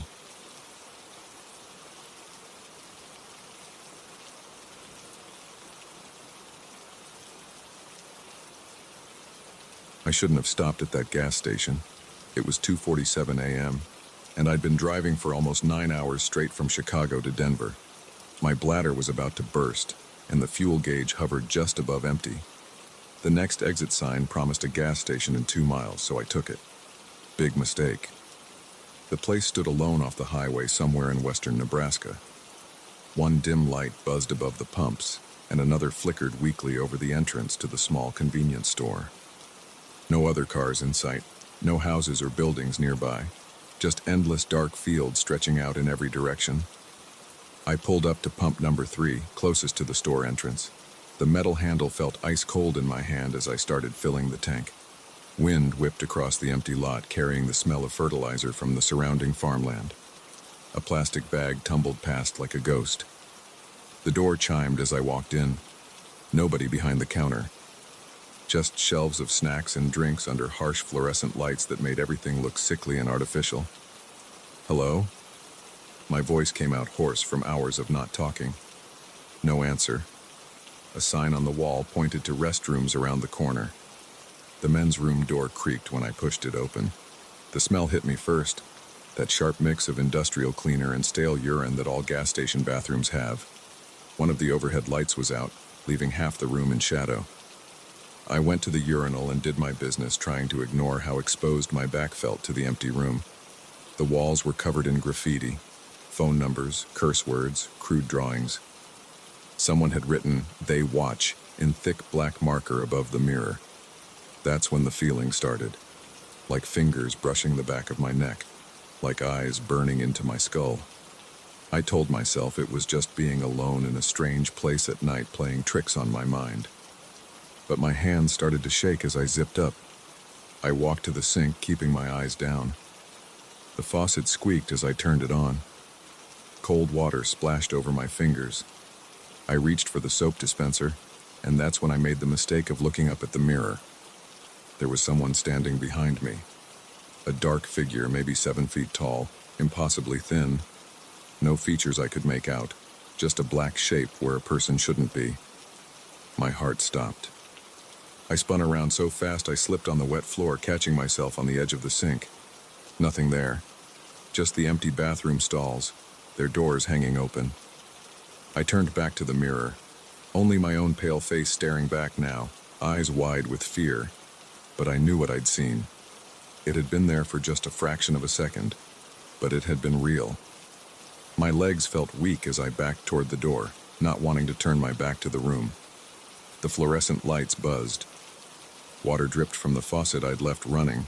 Each drop echoed like a gunshot in the silence. The door handle was slick with sweat when I grabbed it. I yanked it open and practically ran out into the hallway, my shoes squeaking on the linoleum floor. The store still empty. Still no sign of any employees. I should have left right then. Should have jumped in my car and gotten the hell out of there. But I needed to pay for the gas.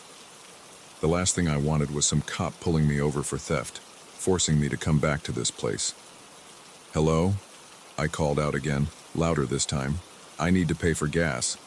A door marked, "Employees Only," stood ajar behind the counter. Maybe whoever was working had fallen asleep in the back room.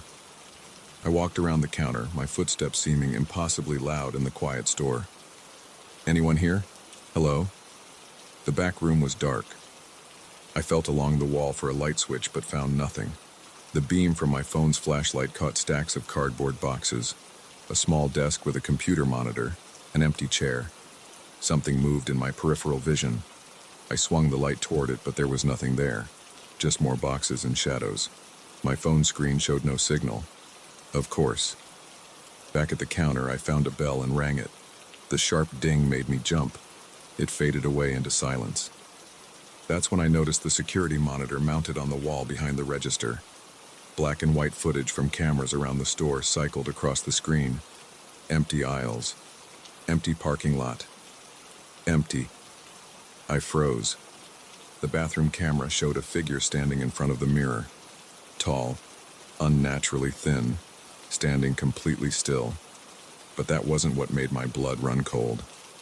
In the footage, I was still there too, standing at the sink. Except this was impossible. I'd left the bathroom several minutes ago. I watched in horror as my recorded self looked up at the mirror, watched as I spun around to face the figure. But in the footage, when I turned, the figure didn't disappear. It reached for me with long skeletal fingers. The image switched to another camera view before I could see what happened next. My hands shook as I pulled out my wallet and dropped a $50 bill on the counter. Screw the change. I had to get out of here. The bell above the door chimed as I rushed outside. The wind had picked up, howling across the empty lot. I fumbled with my keys, almost dropping them twice before getting the door unlocked. The engine roared to life. I threw the car in reverse and hit the gas too hard, tires squealing. As I turned to look over my shoulder, movement caught my eye. There in the store window, a figure watching me. Tall, thin, dark. I slammed the gear shift into drive and floored it. Gravel sprayed as the tires spun. The gas station disappeared into my rearview mirror. Mile after mile rolled past. My hands were clenched so tight on the steering wheel that my knuckles had gone white. Every shadow on the road made my heart race. Every reflection in my mirrors made me flinch. The sun was starting to rise when I finally pulled into my driveway in Denver. I sat there for a long time, engine idling, trying to convince myself it had all been exhaustion and an overactive imagination. But I knew better. I went inside and immediately headed for the bathroom. I needed to splash some cold water on my face, try to shake off the nightmare of the past few hours. I flipped on the light and walked to the sink. Out of habit, I glanced up at the mirror. There was someone standing behind me. This time, when I spun around, they didn't disappear. This time, those long fingers reached for my throat. This time, well, I suppose you've probably seen the security footage by now. It's been all over the news. That gas station in Nebraska where a man walked into the bathroom and never walked out. Where the cameras caught something impossible. Where they found nothing but a few drops of blood on the sink and a cell phone with one final blurry photo. But what the news won't tell you, what they can't tell you, is that I'm still here. Still watching. Still waiting in every mirror, every reflection, every dark corner. And sometimes, late at night, when you're alone in a bathroom somewhere, You might catch a glimpse of me standing behind you, just for a second. But by then, it will be too late. You'll turn around, of course, everyone does, and I'll be waiting.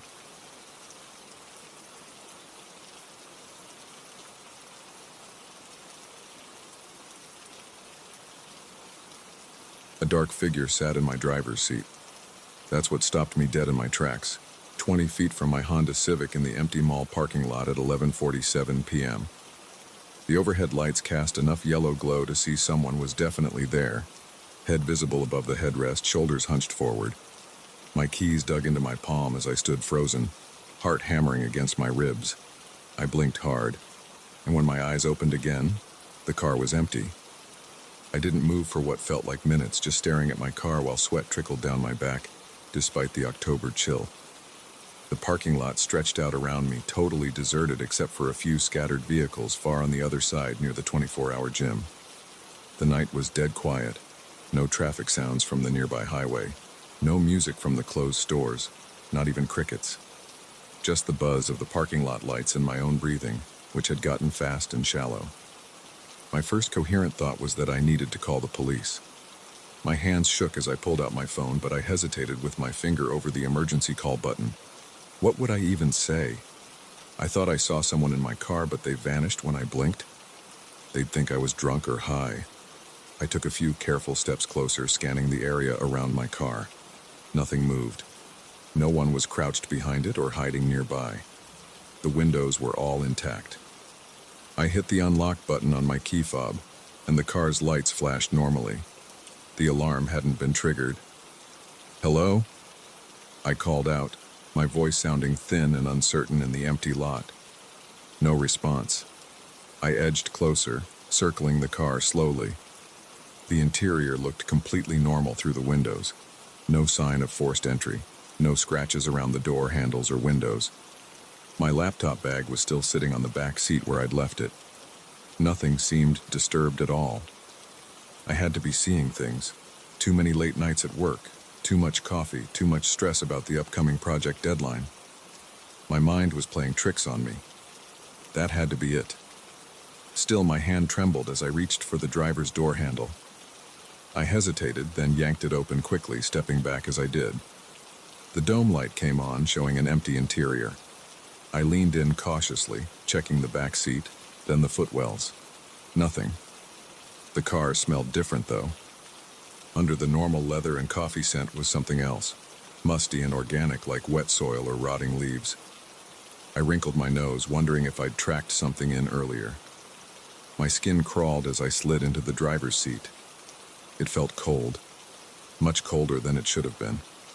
I cranked the key in the ignition and the engine turned over normally. The radio came on, playing the same classic rock station I'd been listening to earlier. Everything seemed fine. "You're losing it, Mark," I muttered to myself, adjusting the rearview mirror. Time to lay off the energy drinks. That's when I remembered the security cameras. The mall had them scattered throughout the parking lot. I'd noticed them before when I was working late. If someone had actually been in my car, they would have been caught on video. I sat there for a moment, engine idling, considering just driving home and trying to forget the whole thing. But I knew I wouldn't be able to sleep without checking. I'd lie awake all night wondering. I turned off the car and got out, locking it behind me. The mall's main entrance was dark, but there was a side door near the loading docks that security used. I'd seen guards coming and out of it during my late nights at the office. The walk to that door felt endless. Every shadow seemed to shift and move in my peripheral vision. The sound of my footsteps echoed oddly off the building's walls. I kept looking back at my car, half expecting to see that figure again, but it sat there empty and ordinary under the lights. I pressed the intercom button beside the security door. After a long moment, a tired voice crackled through the speaker. "Yeah?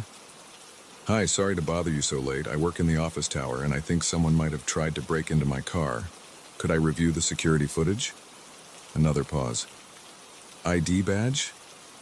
I held up my office building access card to the camera mounted above the door. A few seconds later, there was a buzz and click as the door unlocked. The security office was a small room filled with the glow of multiple monitors. A heavy-set guard in his 50s looked up from his phone as I entered. His name tag read, Bill. "Where's your car parked?" he asked, setting his phone aside. I described the location, and he started clicking through camera feeds. The parking lot cameras showed grainy black and white footage from multiple angles. "What time did this happen?" "Just now, maybe 15 minutes ago. I was walking to my car and saw someone sitting in it." He nodded and started rewinding the footage. I watched myself walking across the lot, stopping suddenly. The camera angle wasn't great, but you could clearly see me standing there staring at my car. "I don't see anyone else," Bill said, squinting at the screen. "Can you go back further? They must have gotten in before I came out." He rewound more, the footage spinning backwards. Cars came and went in reverse. Finally, he stopped about an hour before I'd left the office. We watched at normal speed. My car sat there undisturbed. No one approached it. Then at 11:12 p.m., something changed. A dark shape moved across the parking lot toward my car. It was blurry and indistinct in the grainy footage, but roughly person-sized. As it got closer to my car, it seemed to get even less distinct, like a smudge on the camera lens. The shape reached my car and merged with it somehow. There was no clear moment of someone opening a door and getting in. The dark blur just seemed to fade into the vehicle. "What the hell?" Bill muttered, rewinding and playing it again. The same thing happened, the shadow approaching, then seeming to melt into my car. "Can you check other angles?" I asked. My mouth had gone dry. He switched to different cameras. We saw the same sequence from multiple viewpoints, a shadow moving through the lot, becoming increasingly indistinct as it neared my car, then disappearing into it. But in none of the footage did we see anything leave the car afterwards. "Must be a glitch in the system," Bill said, but he didn't sound convinced. "Sometimes we get weird artifacts in the night footage. Infrared can do funny things." "Yeah," I said weakly. "Must be." He offered to walk out to my car with me, but I declined. I didn't want him to see how badly my hands were shaking. The walk back to my car felt even longer than before. Every step took conscious effort. Part of me wanted to just leave the car there and call an Uber, but I needed it for work tomorrow. I couldn't leave it. As I got closer, I noticed something odd about the driver's side window. In the harsh parking lot lights, I could see what looked like frost patterns spreading across the glass, but it was over 50 degrees out. I unlocked the door again. That musty smell was stronger now, with an underlying metallic tang that reminded me of old pennies. The seat was still cold, so cold it seemed to radiate a chill I could feel from several feet away. I almost jumped out of my skin when my phone buzzed. A text from my wife. "Everything okay? You're usually home by now." I typed back quickly. "Working late. On my way soon." I had to get in the car. I had to drive home. Standing here all night wasn't an option. Taking a deep breath, I slid into the driver's seat. The cold seemed to seep through my clothes immediately. I started the engine, cranked the heat, and pulled out of the parking space. The drive home was tense. I kept checking the rearview mirror, though I'm not sure what I expected to see. The back seat remained empty. But that smell wouldn't go away, even with all the windows down and the heat on full blast. I noticed other small things as I drove. The radio kept losing signal, dissolving into static before clearing up again. The dome light flickered occasionally. The temperature gauge swung wildly between hot and cold despite the steady heat pumping from the vents. About halfway home, I glanced at the rearview mirror and saw something that made my heart stop. For just a split second, I swore I saw someone in the back seat. Not clearly, just a darker shadow against the darkness. I jerked the wheel, nearly swerving into the next lane before getting the car under control. When I looked again, the back seat was empty, but the mirror had frosted over completely, obscuring the view. I made it home in record time, probably breaking several speed limits. I pulled into my driveway and killed the engine, sitting there for a moment in the dark. The garage door opener hung from my visor. I always parked in the garage, but something made me hesitate to pull in tonight.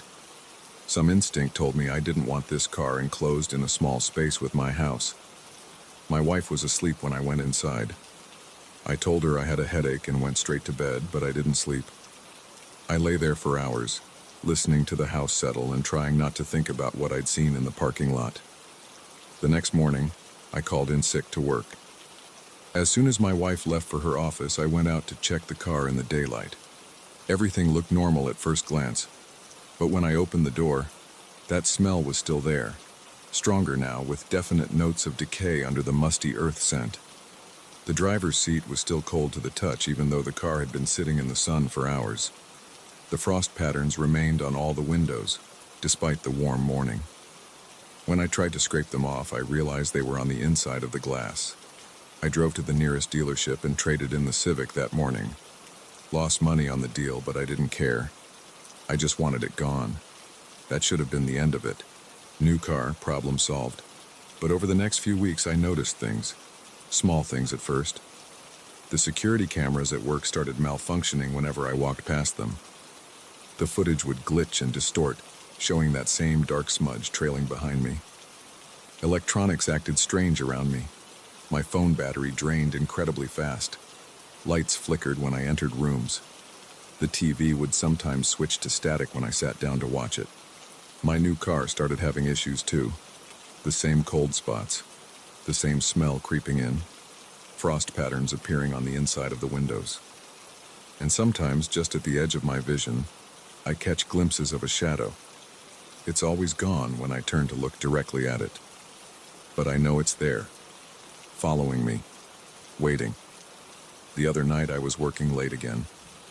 As I walked to my car, I saw someone sitting in the driver's seat. I didn't freeze this time, I didn't blink. I just watched as the figure slowly turned its head toward me. I couldn't make out a face in the darkness, just a deeper shadow where features should be. But I got the distinct impression it was smiling. I turned and walked away, leaving my car in the lot. I haven't been back to get it. Haven't been back to work either. I'm writing this from a motel room 3 states away. I took a bus here, no car to worry about. But the lights in my room flicker constantly. The TV only plays static. And last night, I woke up to find frost patterns spreading across the inside of my window. I think whatever that thing was, whatever got into my car that night, it wasn't after the vehicle at all. It was after me. And I don't think it's going to stop following until it gets what it wants. The temperature in my room is dropping now.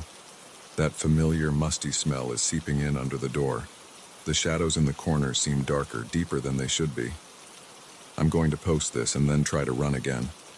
But I can feel it getting closer. And I know, deep down, that eventually I'm going to look in a mirror or a window or a security camera feed, and instead of my reflection, I'm going to see that shadow sitting there. And this time, when I blink, I'll be the one who disappears.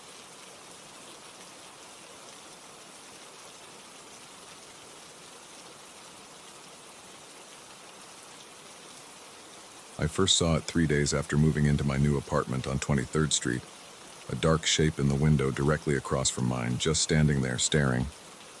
I almost missed it at first, was scrolling through my phone in bed when something made me look up. The figure didn't move, just watched.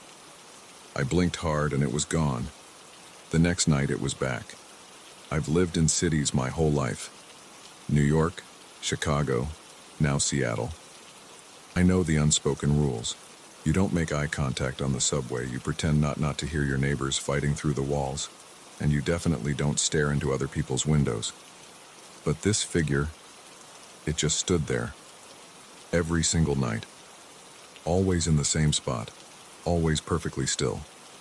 At first I tried to ignore it. Seattle's full of weird people doing weird things.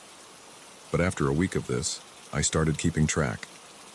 The figure would appear around 11 p.m., sometimes a little earlier, sometimes later. It would stand absolutely motionless for anywhere between 20 minutes to over an hour. Then it would vanish. Not walk away. Just vanish. I'm on the 8th floor. The building across the street is almost identical to mine. Same red brick, same fire escapes zigzagging down the facade, same rectangular windows arranged in neat rows. The figure always appeared in the window directly across from and slightly above mine, probably the 9th floor. 2 weeks in, I started taking pictures. They all came out blurry or too dark to make out anything definitive. just a vague, human-shaped darkness against the window. I tried video too, but my phone camera couldn't handle the low light and distance. The lack of movement was what really got to me. No one stands that still for that long.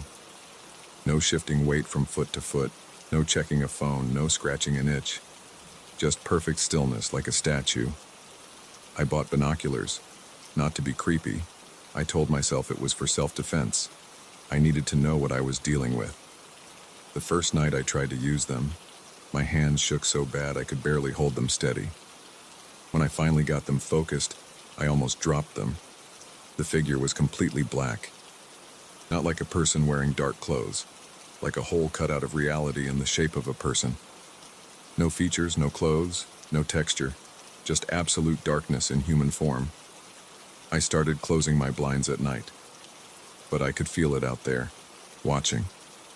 I'd lie in bed staring at the ceiling, knowing if I peeked through the slats it would be there. Sometimes I thought I could hear a faint tapping on the glass, but when I'd look, there was never anything there. After a month of this, I couldn't take it anymore. I went down to talk to Ron, the building superintendent. He's one of those old school supers who knows everything about everyone in the building, always hanging around the lobby, reading paperback westerns in his little office by the mailboxes. "Hey Ron," I said, trying to sound casual. "Quick question. Who lives in the apartment directly across from mine, in the Marshall building?" Ron looked up from his book. "Ninth floor, east side?" "Nobody. That whole floor's been empty for months, owners doing renovations or something." My mouth went dry. "How long has it been empty?" "Let's see." He scratched his beard. "Marshall building changed hands back in January. New owner kicked everybody out, said he was gonna gut renovate the whole place. But then he ran into permit issues or something. Place has been sitting empty since February at least." "You're sure? Nobody's been in there?" "Well, construction crews were in and out the first couple months, but they cleared out when the permit problem started. Building's been locked up tight since April." He peered at me. "Why you asking?" "Just curious," I said. "Thanks, Ron." I went back upstairs. My hands were sweating. I paced around my apartment until it got dark, then forced myself to look out the window. The figure was there. But this time it was different. This time it had moved closer to the glass. I could see hands pressed against the window, long dark fingers splayed out. As I watched, frozen, it slowly tilted its head to one side at an impossible angle, like a puppet with broken strings. I slammed the blinds shut and booked a hotel room for the night. Grabbed some clothes and my laptop, practically ran out of the building. Spent the night lying awake in a sterile room at the Westin, jumping at every sound. The next morning I felt like an idiot. It was stress, that's all. Starting a new job in a new city, living alone. My mind was playing tricks on me. I went back to my apartment determined to be rational about the whole thing. The figure was still there, in broad daylight. Standing in the window, hands pressed against the glass, head tilted at that horrible angle. I called the police, told them I'd seen someone in the supposedly empty building. They said they'd send someone to check it out. I watched from my window as 2 officers went into the Marshall building. 20 minutes later, they came out and called me. "We did a full sweep of the 9th floor, the officer said. "All the apartments are completely empty. No signs of entry, no squatters, nothing. Windows are all locked from the inside. You sure you saw someone in there?" I thanked them and hung up. The figure was gone now, but I knew it would be back. I spent the rest of the day researching the Marshall building's history, looking for deaths, accidents, anything that might explain what I was seeing. Found nothing unusual, just typical Seattle apartment building stuff going back to the 1920s. That night I waited. 11 p.m. came and went. No figure. 11:30. Nothing. Maybe it was really just my imagination. Maybe the police presence had scared off whatever it was. At midnight I finally started to relax. Then I heard the tapping. Not from the window across the street, from my window. I turned slowly. The figure was there, on my side of the glass. Its face was inches from mine. This close, I could see that it wasn't just darkness. It was like looking into an endless void. Reality seemed to bend around it like it was pulling everything into itself. I ran. Didn't even grab my phone or keys. Just ran out of the apartment in my socks, down 8 flights of stairs because I couldn't make myself wait for the elevator. Burst out into the street gasping for air. When I looked up at my window, it was empty. But across the street, in the Marshall building, I saw movement. The figure was back in its usual spot. As I watched, it raised one hand and waved. Not a friendly wave. Its arm moved in jerky, unnatural motions, like someone learning how bodies work. I spent the next week sleeping on a friend's couch in Ballard, telling him I had a plumbing issue in my apartment. Every day I called the building management company that owned the Marshall building, trying to get information. Finally got through to someone who told me the renovation delays weren't just permit issues. 3 different construction crews had quit, refusing to work in the building. They wouldn't say why. I had to go back eventually. Couldn't impose on my friend forever. Couldn't afford more hotel rooms. But I made some changes first. Bought the heaviest blackout curtains I could find. Installed extra locks on my windows and doors. Set up security cameras covering every angle of my apartment. The first night back, I kept the curtains closed. The cameras showed nothing unusual. But at exactly 11 p.m., all the lights in my apartment went out. Not just the lights. My phone died, my laptop shut down. Everything electronic just stopped working. In the perfect darkness, I heard my blackout curtains slowly sliding open. The rod creaked as they moved, inch by inch. I couldn't move, couldn't breathe. When the curtains were fully open, I saw it standing there in my apartment between me and the door. This time it spoke. The voice was wrong. Like multiple voices layered together, some too high, some too low. None of them quite human. "Why did you leave?" it asked. "Don't you want to be friends?" I threw the nearest thing I could grab, a coffee mug, straight at it. The mug passed right through and shattered against the wall. The figure flickered like a bad TV signal. "That wasn't very nice," it said. Its head started rotating, turning all the way around while its body stayed perfectly still. "I've been so patient waiting for you to invite me in. But you never did. So I had to invite myself." I found my voice. "What are you?" "I'm lonely," it said. Its mouth didn't move when it spoke. "This building is so empty now. Just me, floor after floor after floor. But then you moved in across the street, and you could see me. No one else can see me. Just you." It took a step toward me. Where its feet touched the floor, the hardwood seemed to ripple and distort. "Stay back," I said. My back was against the wall now. "But we're going to be such good friends," it said. "Best friends. Forever." It reached for me with those impossibly long fingers. I felt a cold so intense it burned. Everything went dark. I woke up in the hospital 2 days later. The doctor said my neighbor had heard screaming and called 911.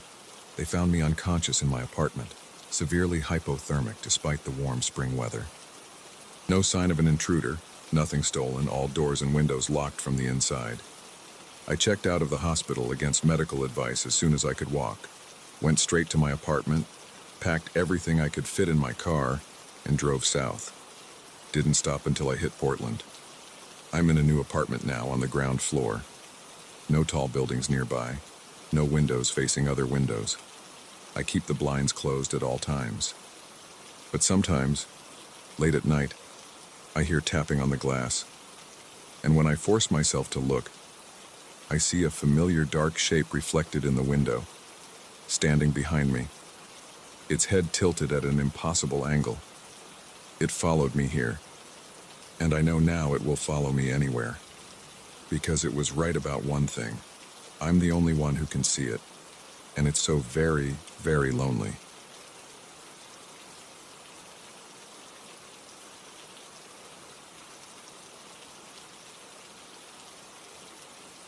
I should have walked past that box of junk at the flea market. But the sun hit those plastic cases just right and something made me stop. Now I can't sleep. My hands shake when I hear any kind of static. And I keep checking over my shoulder, expecting to see someone standing there. Let me tell you exactly what happened. It was last Saturday, one of those bright October mornings when the air feels sharp in your lungs. I was killing time at the Winston Street flea market, not looking for anything specific, just browsing through other people's discarded stuff like I usually do on weekends. The cassettes sat in a cardboard box under a folding table. About 30 of them, all unmarked except for small paper labels with dates written in faded blue ink. The old woman running the stall wanted $5 for the whole box. She said they came from an estate sale, but didn't know anything else about them. I bought them mainly because I still had my dad's old Sony Walkman in a drawer somewhere at home. I forgot about the tapes until that night. I was cleaning out my closet, found the Walkman, and decided to test if it still worked. The batteries were dead, but I had some new ones. I grabbed the first tape from the box, labeled 61582, and pressed play. At first, there was just quiet background noise, the kind you get on old recordings. Then a man's voice came through, speaking slowly and clearly like he was giving a lecture. He talked about mundane stuff, the weather, what he had for lunch, some book he was reading, normal diary entries. I was about to fast forward when I heard it. Behind his voice, barely audible, someone whispered, "David." My name. I hit stop, played it back. There it was again, crystal clear despite the tape's age. David. My hands got sweaty. I told myself it was a coincidence. Probably someone in the background of wherever this was recorded. I grabbed another tape dated 9/3/82 and put it in.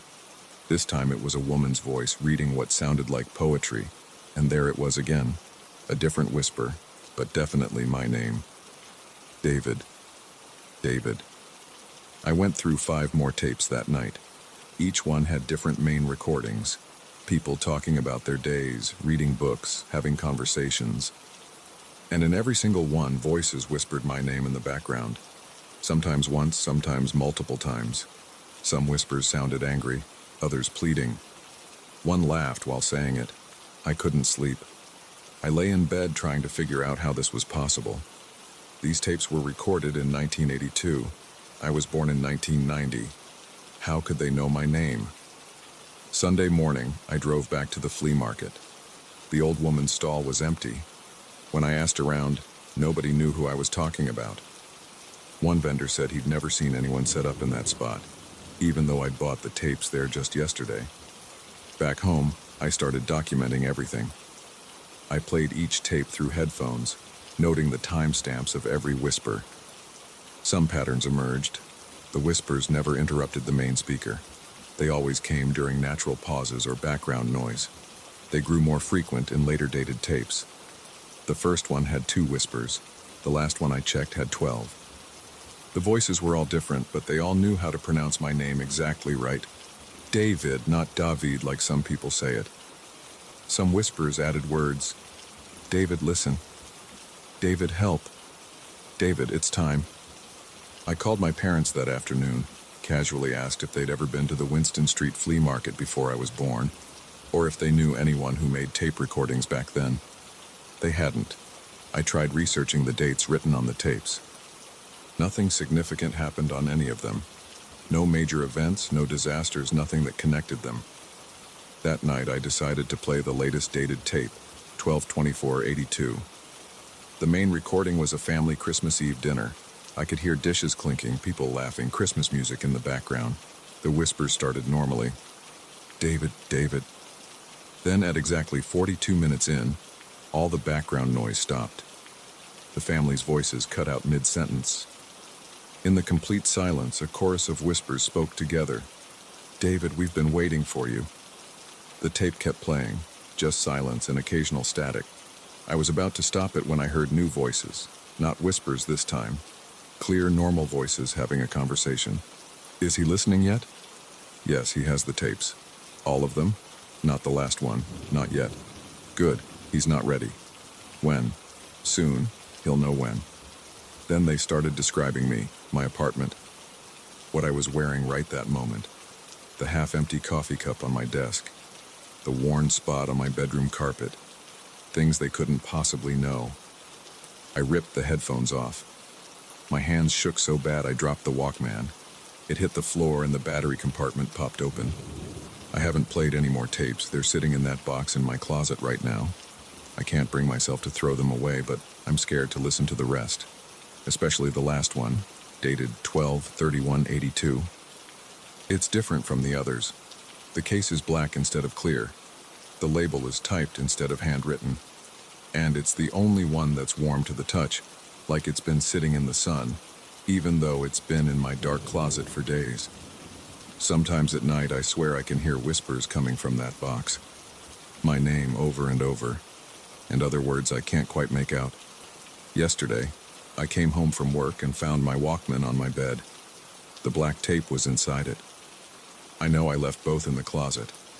I know I locked my apartment door. I haven't slept since then. I sit in my living room with all the lights on, watching the closet door. The whispers are getting louder. They don't need the tapes anymore. An hour ago, my phone rang. When I answered, I heard static. Then voices. The same ones from the Christmas Eve tape. It's time, David.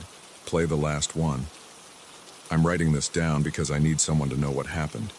What's still happening. The black tape sits on my desk waiting.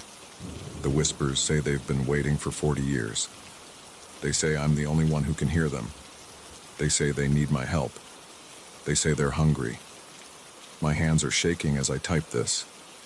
The whispers are clear now, even without the tapes. They're saying new things, telling me what they want me to do. The black tape grows warmer every hour. I can feel its heat from across the room. I know I shouldn't play it. Everything inside me screams not to play it, but I'm going to. God help me, I'm going to play it. I have to know. Even if knowing destroys me. I can hear the whispers getting excited. They know I've made my decision. The last tape is in my hands now. It pulses with heat like a living thing. I'm going to document what happens next. 11:42 p.m. The tape is in the Walkman. My fingers hover over the play button. 11:43 p.m. I can hear them so clearly now. Do it, David. Set us free. 11:44 p.m. The black tape is hot enough to burn my fingers. 11:45 p.m. Someone is knocking on my door. 11:46 p.m. The whispers have stopped. Complete silence. 11:47 p.m. The knocking is getting louder. I think I hear voices in the hallway calling my name. 11:48 p.m. My phone is ringing. Unknown number. 11:49 p.m. Every electronic device in my apartment just turned on at once. Static on all screens. 11:50 p.m. The power went out. I'm typing this on my phone's battery. 11:51 p.m. The knocking stopped. Everything stopped. 11:52 p.m. I'm going to play it now. If you're reading this, the rest of the document is a long string of random characters and symbols, followed by a single line of text. We are free. Thank you, David.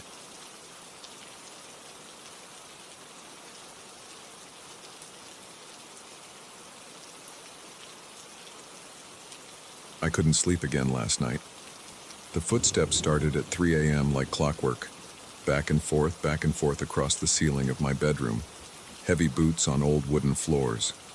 I've lived in apartment 4B of the Blackwood building for 6 months now, and every single night the same thing happens.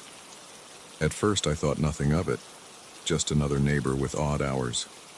But something about those footsteps isn't right. I lay in bed, staring at the water stains on my ceiling. The steps followed their usual pattern, 8 paces from what I assumed was the bedroom to the living room, a pause, then 8 paces back. The floorboards creaked with each step.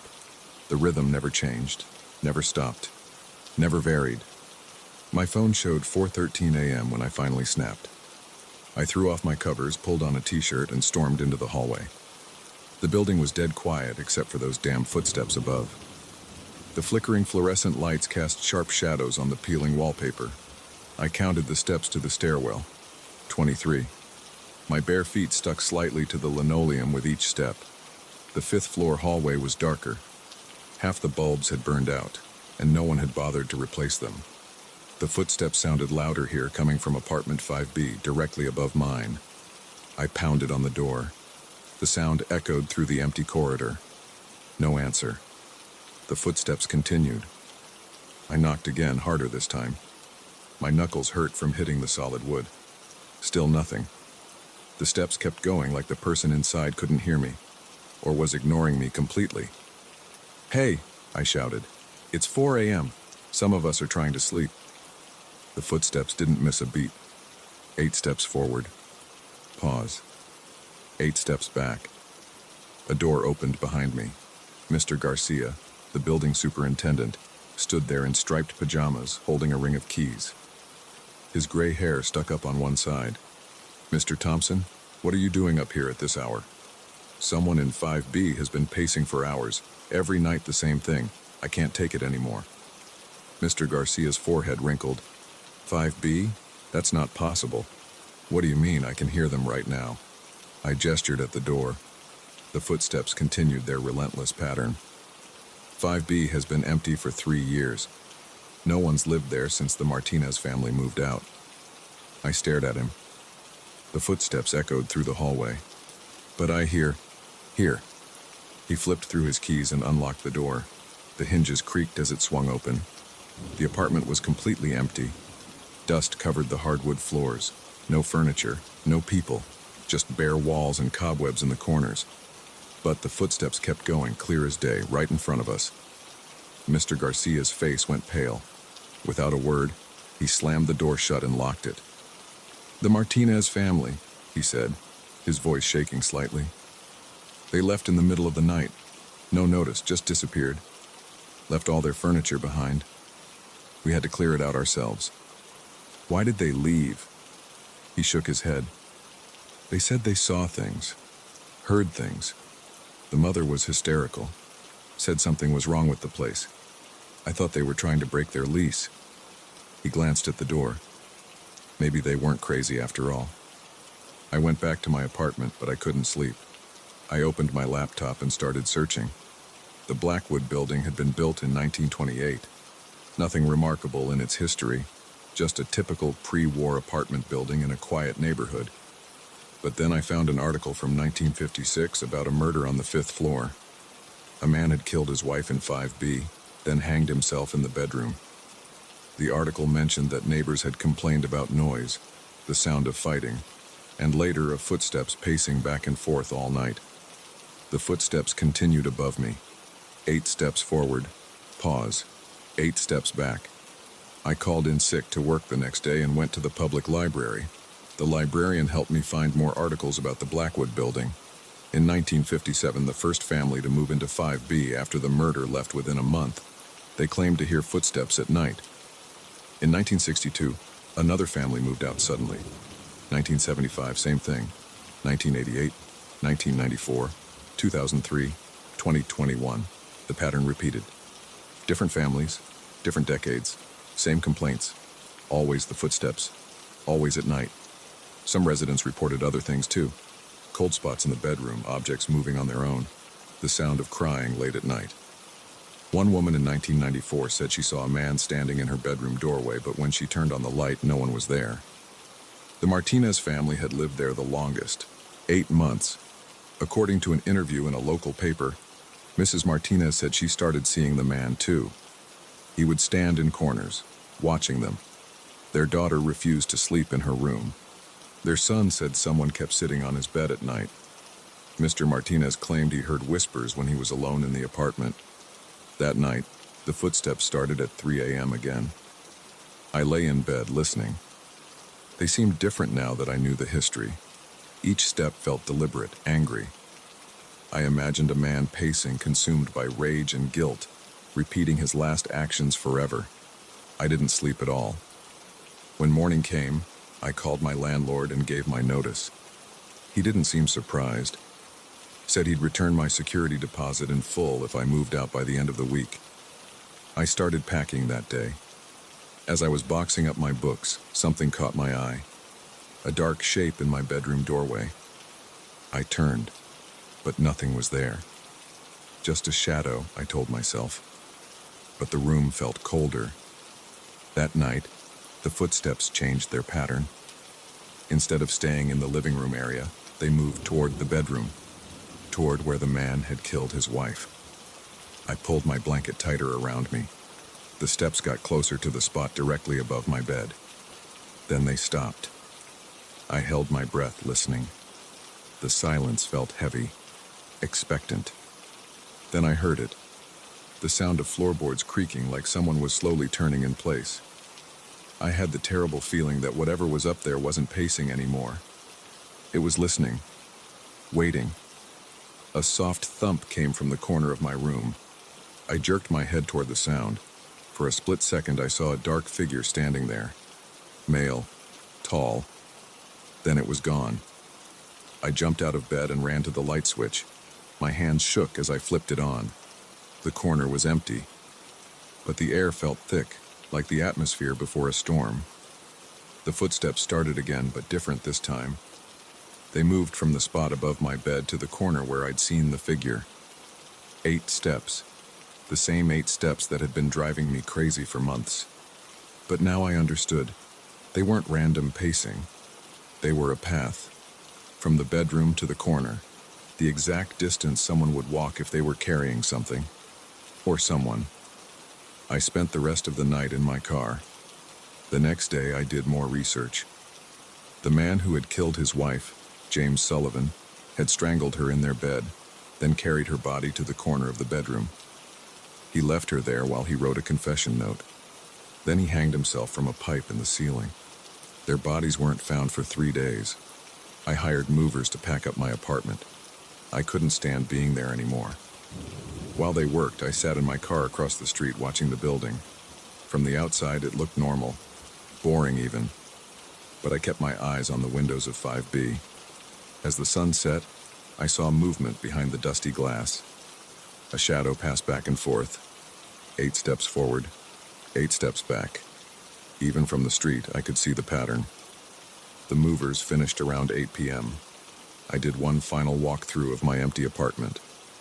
Everything was gone except for some dust and a few scuff marks on the walls.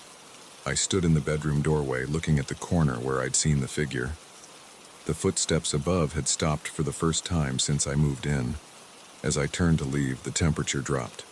My breath came out in a white cloud. The air felt heavy again, pressing against my skin. I heard a creak behind me. I ran, down the 23 steps to the stairwell, through the lobby, out to my car. As I pulled away from the curb, I looked up at 5B one last time. A man stood in the window watching me leave. Even from the street, I could see his face clearly. He smiled.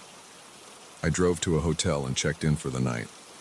Around 3 a.m., I woke up suddenly. The room was silent. No footsteps, no creaking floorboards, just the hum of the air conditioner and distant traffic. I've found a new apartment across town. It's smaller, more expensive, and the commute is worse. But it's quiet at night. Sometimes I dream about those footsteps. 8 steps forward, 8 steps back. In the dreams, I'm not in my bed anymore. I'm upstairs in 5B watching a man pace. He carries something in his arms, something heavy. When he reaches the corner, he turns and looks at me and smiles. I checked the records again last week. 3 new families have tried to live in 5B since I left. None of them stayed longer than a month. The apartment is empty again now. But at night, if you stand on the street and look up at the windows, you can sometimes see a shadow moving back and forth. 8 steps forward, 8 steps back. Over and over until dawn. I drive by sometimes late at night when I can't sleep. I always count the windows up to 5B. Sometimes it's dark, but sometimes I see him there, pacing his eternal path. Once, he saw me watching. He stopped at the window and raised his hand like he was waving to an old friend. I don't drive by anymore. The superintendent, Mr. Garcia, quit his job last month. I ran into him at a coffee shop. He looked older, tired. He told me they can't keep tenants in 4B now either. People complain about footsteps in the middle of the night. Not from above this time, from the corners of the bedroom. They say it sounds like someone pacing. 8 steps forward, 8 steps back. I asked him if he'd ever seen anything in 5B during all his years working there. He was quiet for a long time. Then he told me about the night he had to clear out the Martinez family's abandoned furniture. He was alone in the apartment, dismantling a bed frame. He heard footsteps behind him. When he turned, he saw a man carrying something wrapped in a blanket. The man walked to the corner, set down his burden, and turned to face Mr. Garcia. Then he smiled. Mr. Garcia left everything there and ran. The building owner had to hire a cleaning company to finish the job. They did it during the day with all the windows open and lights on. Even then, 2 workers quit before the apartment was empty. I haven't been back to the Blackwood building in months, but sometimes late at night when my apartment is quiet, I think I hear something. Distant footsteps. 8 steps forward, 8 steps back. I tell myself it's just my imagination, just memories of that place playing tricks on me. But last night I woke up at 3 a.m. The air in my bedroom felt thick and cold, and there in the corner I saw a familiar shadow. It raised its hand in greeting. 8 steps forward, 8 steps back. I'm moving again next week.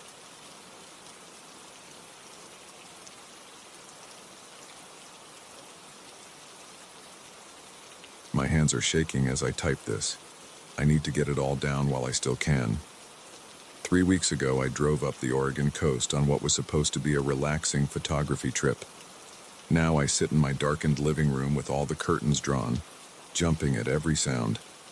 I know it's out there, watching, waiting, and it's all because of what happened at that damn lighthouse. I had just finished shooting some waves crashing against the cliffs when I spotted the old lighthouse jutting up from a rocky peninsula. The structure stood maybe 80 feet tall, its white paint peeling and gray with age. A chain-link fence surrounded the property, with no trespassing signs hanging at intervals, all of them weathered and rusted. The gate hung partially open. The cloudy afternoon light was perfect for the moody architectural shots I like to take. I grabbed my Canon DSLR from the passenger seat and walked up to the fence. The silence hit me first. No birds, no wind, just the distant crash of waves. My boots crunched on the gravel as I slipped through the gap in the gate. Dead weeds poked through cracks in the concrete path leading to the lighthouse. The door hung crooked on its hinges. I tried the handle, locked, but a broken window on the ground floor gave me a way in. I know I shouldn't have entered. The smart thing would have been to stay outside and just shoot the exterior, but I've always pushed boundaries to get the perfect shot. I had to duck to squeeze through the window frame. Glass crunched under my feet as I straightened up inside what looked like an old office. Paint peeled from the walls in long strips. Filing cabinets sat rusted in corners. A wooden desk had collapsed, its drawers spilling decades-old papers across the floor. My camera clicked as I captured the decay. The light streaming through grimy windows created stark shadows perfect for black and white photography. A narrow metal staircase spiraled up through the center of the lighthouse. Each step groaned under my weight as I climbed. The second floor contained what must have been living quarters. A iron-framed bed stood against one wall, its mattress black with mold. Broken dishes littered the floor near a small kitchen area. The musty smell of rot and decay filled my nose. More photos. The bed, a chair tipped on its side, shelves of old canned goods with labels too faded to read. The stairs continued up. 3rd floor, more storage space, empty except for some old rope and rusty tools. 4th floor, the lens room. Huge windows wrapped all the way around, many of them broken. The giant Fresnel lens that once guided ships to safety was gone, leaving just an empty metal frame. The late afternoon light streaked through the glass, creating patterns on the dusty floor. I spent maybe 20 minutes up there shooting different angles. The view of the coastline was incredible. I got some great shots of waves crashing against the rocks below. The sun was starting to set when I decided to head back down. That's when everything changed. I was reviewing the photos on my camera's LCD screen as I descended the spiral staircase. Something caught my eye in one of the lens room shots. I stopped on the stairs and zoomed in. There, in the corner of the frame, a dark figure stood by one of the broken windows, tall and thin, wearing what looked like some kind of coat. The image was grainy when zoomed in, but I could make out the basic shape. The figure seemed to be looking right at the camera, right at me. My hands started sweating. I knew I had been alone up there. I would have heard if someone else had climbed those creaky stairs. I quickly flipped through the other shots from the lens room. The figure wasn't in any of them, just that one frame. I nearly fell down the rest of the stairs in my rush to get out. My heart pounded as I squeezed back through the broken window and half ran to my car. The sun had almost set, casting long shadows across the lighthouse grounds. I kept looking over my shoulder, convinced someone was watching me. But I saw no one. The drive home took 3 hours. I tried to convince myself the figure in the photo was just a trick of light and shadow. Or maybe someone else had been exploring the lighthouse and I somehow hadn't noticed them. But deep down, I knew neither explanation made sense. I didn't look at the photos again until the next day. In the bright morning light of my home office, I transferred them to my computer and started editing. The lens room shots were actually quite good. The angular light, the geometric patterns of the window frames, the sweeping coastal views. Then I got to that one frame. My blood ran cold. The figure was clearer on my large monitor. Still grainy and indistinct, but I could see more detail. The coat appeared to be long and dark, possibly black. The figure's proportions seemed wrong somehow. The arms hung too low, the neck too long, and where the face should have been was just a dark smudge. I closed the photo and tried to put it out of my mind. I had other work to focus on, a backlog of wedding photos to edit, a corporate headshot session to prepare for. But I kept thinking about that figure. Several times I caught myself opening the file again, studying it, trying to make sense of what I was seeing. 3 days passed. I was working late one night, editing photos at my desk.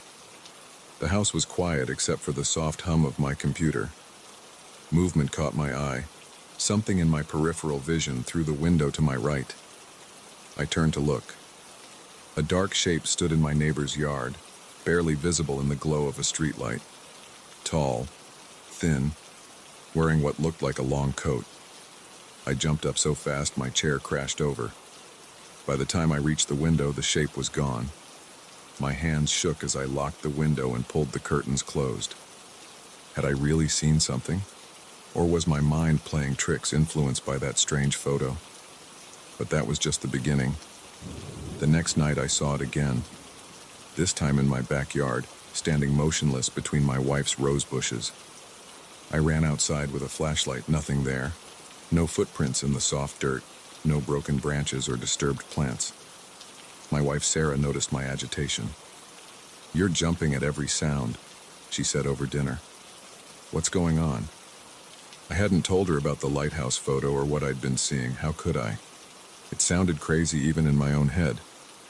"Just stressed about work," I lied. "Big deadline coming up." She didn't believe me, I could tell, but she didn't push it. The sightings continued. Brief glimpses of that tall, dark figure always at the edge of my vision, standing beneath a tree across the street, looking in through the kitchen window late at night. Reflected in my car's side mirror as I drove to work. Each time I turned to look directly at it, it vanished. But I felt its presence lingering. I started having trouble sleeping. Every creak of the house settling made me bolt upright in bed. I installed security cameras and motion sensor lights around the property. They never caught anything unusual. A week after my lighthouse visit, Sarah left for a 4-day business trip. That's when things escalated. The first night alone in the house, I woke at 3 a.m. to footsteps in the hallway. Slow, heavy steps on the hardwood floor. I lay frozen in bed, ears straining. The steps moved past my bedroom door and continued down the hall, then stopped. I grabbed the baseball bat I'd started keeping beside the bed and crept to the door. My heart hammered so hard I could barely hear anything else. I yanked the door open, bat raised. The hallway was empty. But at the far end, the bathroom door slowly swung shut. I rushed down the hall and threw open the bathroom door. Empty. The window was locked from the inside. No way anything could have gotten out. I searched the entire house, all doors and windows secure, no sign of an intruder. But when I returned to my bedroom, I found long scratch marks in the wooden floor outside my door, fresh marks that hadn't been there before. I spent the rest of the night in my car, parked in a brightly lit grocery store lot. The next day I called in sick to work. I couldn't concentrate anyway. I sat in my living room with all the lights on, jumping at every sound. Around sunset, my phone buzzed. A notification from one of the security cameras. Motion detected in backyard. I pulled up the camera feed. The figure stood at the edge of my yard, partially hidden behind a tree. Even through the grainy infrared video, I could see its impossible proportions. Those two long arms. That stretched neck. And now I could see its face. Or rather, the lack of a face. Just smooth, dark blankness where features should be. The figure raised one grotesquely long arm and pointed directly at the camera. At me. The video feed cut to static. When it came back online seconds later, the figure was gone. But a new notification popped up. Motion detected at front door. Then, motion detected at side window. Then, motion detected at back door. It was circling the house. I ran to my car, hands shaking so badly I could barely grip the keys. As I backed out of the driveway, I looked up at my bedroom window. The figure stood there watching me flee, its blank face pressed against the glass. I drove straight to Sarah's sister's house 2 hours away. Stayed there until Sarah returned from her trip. I told her someone had tried to break in, that I didn't feel safe in the house anymore. We're staying in a hotel now while looking for a new place. I haven't seen the figure in the past few days, but I know it's not over. Sometimes at night I catch a whiff of that musty lighthouse smell, and in quiet moments I swear I can hear slow footsteps climbing a metal spiral staircase.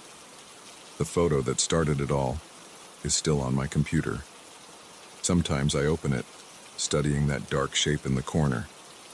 And every time I look, it seems to be just a little closer to the camera, a little more in focus, a little more real. I don't know what I encountered in that lighthouse. I don't know why it followed me home or what it wants, but I know it's still out there, watching, waiting, and I know that sooner or later it will find me again.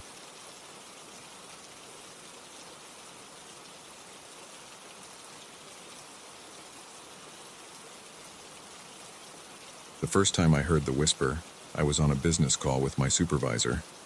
I almost missed it. A soft, barely audible murmur beneath her voice as she droned on about quarterly projections. I pressed the phone harder against my ear, but the sound faded as quickly as it had appeared. That was 3 weeks ago. Now I sit in my darkened living room at 3 a.m., staring at my phone on the coffee table like it's a loaded gun. It started ringing 2 minutes ago. I know who or what is calling. The same unknown number that's been haunting me for days. 55550194. My hands shake as I reach for it. I never should have answered that first whisper. I never should have investigated. But how could I have known? It all started normally enough. After that initial call with my supervisor, I noticed the whisper again during a call with my mother the next day. Just fragments of sound at first. Unintelligible, but definitely there. I cleaned my phone's speakers, checked for interference, even called my carrier to report the issue. The tech support guy ran some tests and found nothing wrong. Probably just network congestion or a bad connection, he said. Let us know if it persists. It did persist, and it got worse. Within days, the whispers became clearer, more distinct. Still quiet, but now I could make out words. That's when the cold fear first hit me, because the whispers weren't random. They were describing things, specific things, about me. Blue shirt today, it whispered during a call with my dentist's office. I froze, looking down at the powder blue button-down I was wearing. Coffee spilled on desk this morning, it murmured later that day while I talked to a client. My eyes darted to the brown stain on my desk that I'd been meaning to clean up. Forgot to lock car door again, it said during another call. I had, in fact, gone back to check my car in the parking lot just an hour before.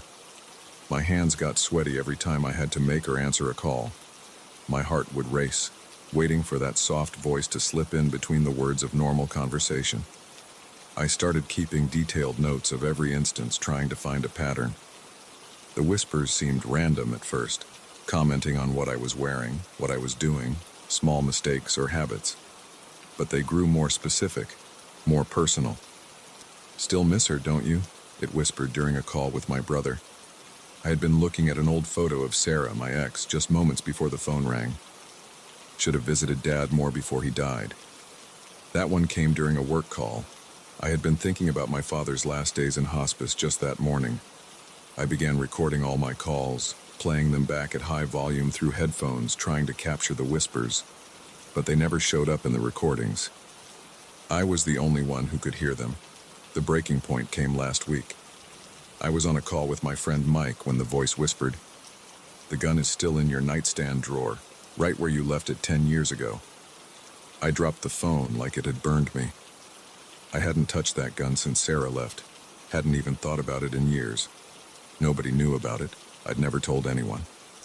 The voice laughed softly, a sound like dry leaves scraping across pavement. That's when I started investigating the number itself. Every call now came from 555-194, but when I tried calling it back, I got an automated message saying the number wasn't in service. I contacted every major carrier, but none had any record of the number being registered. I even hired a private investigator, paying him extra for urgent research. "This is weird," he told me 2 days later. "That number format shouldn't even exist in your area code. It's like it's coming from nowhere." I stopped answering calls altogether, turned my phone off, but it would turn itself back on and the calls would come. The whispers got longer, more detailed. They started describing things I was doing in real time. "Your hands are shaking again," it would say. "Your heart is beating 110 times per minute. You haven't slept in 37 hours. I ripped my phone apart, bought a new one, changed my number. The calls followed me. I could feel myself unraveling. I installed security cameras all over my house, but they showed nothing unusual. I was alone, always alone, with that whispering voice that knew everything about me. Last night, things escalated. I was trying to sleep when my phone rang. The voice didn't whisper this time. It spoke clearly, almost conversationally. "Do you remember July 15th, 2013? It asked. "The night you followed Sarah after you saw her with him? Remember what you almost did?" My stomach lurched. I had never told anyone about that night. Never admitted to anyone how close I'd come to something terrible. "You had the gun with you," the voice continued. "You sat in your car outside his apartment for 3 hours. You loaded it, unloaded it, loaded it again, but you drove away in the end. Good choice. Better than what you're thinking about doing right now." I hung up, but the phone immediately rang again, and again, and again. That brings me to now, sitting in my living room at 3 a.m. The phone is ringing. 555-0194. My hands are trembling as I pick it up. I have to know. I have to understand what this thing is, how it knows these things about me. "Hello?" My voice cracks. The whisper comes immediately, clearer than ever before. "You really want to know who I am?" "Yes." The word feels like ground glass in my throat. "Check your email." My laptop is on the coffee table. I open my email with shaking fingers. There's a new message from an address I don't recognize. Null. Null. The subject line is blank. I click it. Inside is a video file. The thumbnail shows my living room, my current living room right now. I press play. The camera angle is from the corner behind me. I watch myself on the screen, sitting on my couch, phone pressed to my ear. The timestamp in the corner shows it's live footage, but there are no cameras in that corner. I installed the security system myself. I know every camera location. I spin around, heart pounding. The corner is empty. "Keep watching," the voice whispers through the phone. On my laptop screen, I see myself turn to look at the corner. Then I see something step out of the shadows behind me. Something tall and dark that shouldn't be there. Can't be there. I feel breath on the back of my neck. "Remember when you used to watch Sarah through her windows?" The voice whispers, but not through the phone this time. "Remember how powerful that made you feel? Now you know how it feels to be the one watched." I try to run, but my legs won't move. On the laptop screen, I watch as the dark figure reaches for me. Its hand is inches from my shoulder. "We've been watching you for so long," it whispers. "All those secret moments, all those dark thoughts, all those things you think nobody knows about." I feel fingers brush my shoulder. Cold fingers. Too cold. But we know everything, don't we? We've always known. And now it's time for you to join us. After all, you're so good at watching people. You'll fit right in. The hand grips my shoulder. On the laptop screen, the figure's face comes into view. I see its features clearly for the first time. It's wearing my face, but its eyes are wrong. Empty. Black holes that seem to go on forever. I try to scream, but no sound comes out. The thing that wears my face leans closer, its breath like ice against my ear. "Time to make a choice," it whispers. "Just like that night with Sarah. But this time you don't get to drive away." The room grows colder, darker. The thing's grip tightens on my shoulder, and I feel myself being pulled backward, toward those empty black eyes that wear my face. My phone lies forgotten on the coffee table. It starts to ring one last time. The screen shows a number I know by heart now, 5550194. But this time I won't be answering. The darkness swallows me whole. When they found my body 3 days later, my phone was still ringing.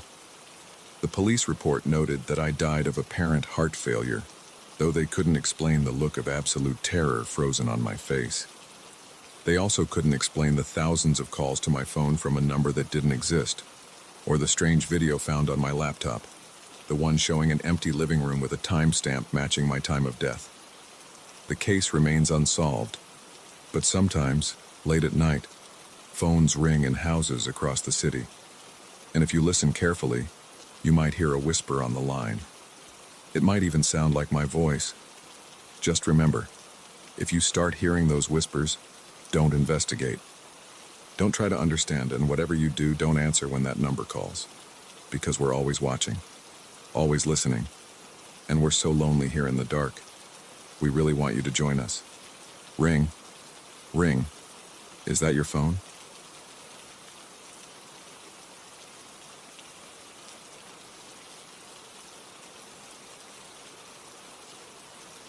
I shouldn't have taken that detour.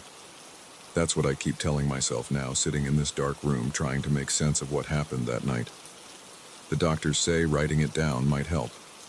So here it is, every detail I can remember, exactly as it happened. I was driving back from a business conference in Chicago. The GPS said I had another 6 hours to Pittsburgh. Around 11 p.m., I hit construction on I-80. A state trooper waved traffic onto some county road detour. I didn't think twice about it, just followed the line of cars onto the exit. Except there weren't any cars in front of me anymore. I don't know when I lost them. The 2-lane road cut through cornfields, empty and straight. My headlights caught the stalks, dead and brown in late October. The dashboard clock read 11:42 p.m. I drove for an hour without seeing another vehicle. No houses, no lights except my high beams cutting through the dark. The radio picked up nothing but static. I checked my phone. No signal. The gas gauge showed half a tank. Plenty to get back to the highway wherever it was. The first time I passed the abandoned gas station, I barely noticed it. Just another dead business in the middle of nowhere. Rusty pumps, broken windows, faded Gulf sign hanging crooked. What caught my attention was the mile marker next to it, 237. I remembered that number because it matched my hotel room in Chicago. 20 minutes later, I saw another gas station. Same rusty pumps, same broken windows, same Gulf sign, same mile marker, 237. "That's weird," I said out loud. My voice sounded wrong in the quiet car. I glanced at the clock. 12:47 a.m. I kept driving. The road stayed empty and straight. Fields on both sides. No turns or intersections. Just darkness ahead and darkness behind. At 1:23 a.m. I passed the gas station again. Mile marker 237. The Gulf sign creaked in the wind. My hands tightened on the steering wheel. I wasn't tired. I hadn't dozed off. I was driving straight ahead the whole time. This wasn't possible. I sped up to 70, then 80. The cornfields blurred past. I counted the minutes watching the road. At exactly 17 minutes, the gas station appeared again. Mile marker 237. No. I hit the brakes hard. The car skidded to a stop in the middle of the road. The engine idled. Wind rustled the corn. I pulled up Google Maps. No signal. I turned the car around, tires crunching on gravel. I'd go back the way I came. 20 minutes of driving. The gas station appeared in my headlights. Mile marker 237. My heart pounded against my ribs. Sweat ran down my back despite the cold. I tried to think logically. Roads don't loop in circles. There must be turns I wasn't seeing in the dark. I opened the glove box, pulled out a notepad and pen. I'd track everything. Time, landmarks, anything that could help me figure this out. 2:15 a.m. Past gas station. Counted telephone poles, one every 100 feet. 2:32 a.m. Gas station again. Same number of poles between stations. 2:49 a.m. Station. Gulf sign still creaking. 3:06 a.m. Station. Noticed broken Coke machine by door. 3:23 a.m. Station. Same Coke machine. The gas gauge now showed quarter tank. I had maybe 3 hours of fuel left. My throat felt dry. I needed to think. I pulled onto the gravel shoulder and killed the engine. Darkness pressed against the windows. The wind had picked up, making the cornstalks whisper. Something moved in my side mirror. A shadow, darker than the night. I whipped around to look through the back window. Nothing there. Tap, tap, tap. I jumped. Someone was knocking on my driver's side window. A face peered in. An old man with deep-set eyes and gray stubble. He wore a thick flannel jacket. His breath fogged the glass. My finger found the window control. I lowered it an inch. "You're not supposed to be here," he said. His voice was rough, like he hadn't used it in a long time. "I'm trying to get back to I-80, I said. "I took a detour and got lost." He shook his head. "No detour tonight. Highway's been clear all week." But I saw the construction. The state trooper. There ain't been no trooper out here in 20 years. He leaned closer to the window. "You need to leave. Now." "I've been trying. The road keeps looping. I keep passing the same gas station. That station burned down in '83. Nothing left but ashes." My skin went cold. I turned to look at the gas station, its broken windows clearly visible in my headlights. When I looked back, the old man was gone. I cranked the engine and floored it. The tires spun on gravel before catching. I didn't care which direction anymore, I just drove. The gas station appeared again, and again. The Gulf sign creaked. Mile marker 237 gleamed in my headlights. The gas gauge dropped to empty. The engine coughed and died. I coasted onto the shoulder. Silence filled the car. Wind rattled the corn. Shadows moved between the stalks. Tap, tap, tap. I didn't look this time. I knew what I'd see. "Last chance," the old man said through the glass. "You need to leave." "How?" My voice cracked. "The road just keeps going in circles. Not the road that's moving." He pointed at my chest. "You're the one going in circles. I don't understand. Think back. Really think. How'd you end up here?" I closed my eyes. The construction, the detour, the state trooper waving traffic off the highway. Except, I remembered headlights coming straight at me. The semi-truck drifting into my lane. The screech of brakes. The crash barrier rushing up to meet me. I opened my eyes. The old man watched me through the window. "There was an accident," I whispered. He nodded. "Bad one. They found your car wrapped around the barrier. Been in a coma 3 weeks now." "Am I?" "Not yet, but you can't stay here." He gestured at the road ahead. "This place is for folks who aren't ready to move on. Keep driving this loop long enough, you'll forget there was ever anything else. Just become another shadow in the corn." I saw them now, shapes moving between the stalks. People walking the same circles I'd been driving. Lost souls trapped in their own loops. "How do I leave?" "Same way you came in." He pointed back the way I'd driven. "But this time, don't turn away from the light." I started the car. The engine shouldn't have worked with an empty tank, but it hummed to life. "Thank you," I said. The old man stepped back from the window. "Good luck, son. Hope I don't see you out here again." I drove. The gas station appeared one last time. Mile marker 237. The Gulf sign creaked goodbye. Bright light filled my windshield. I didn't turn away this time. I woke up in the hospital. The doctors called it a miracle. They didn't believe my story about the road, the gas station, the old man. Said it was just coma dreams. But I know what happened. Sometimes late at night, I still hear the corn whispering. Still see shadows moving in dark places. Still remember mile marker 237 and the road that never ends. I don't take detours anymore. The doctors say I'm lucky to be alive. Maybe they're right. But sometimes I wonder about that old man, still walking that empty road. Wonder about the lost souls in the cornfields. Wonder if somewhere, in a place between here and gone, there's a Gulf sign creaking in the dark, counting the minutes until another lost driver finds their way home. But I try not to think about it too much. Some roads are better left untraveled. Some stories are better left untold. I'm just glad I found my way back. Most nights, anyway. But sometimes when I'm driving alone and the radio turns to static, I check my mirrors, just to make sure I'm not passing the same landmarks twice, just to make sure I'm still going forward, not in circles, just to make sure I'm really home.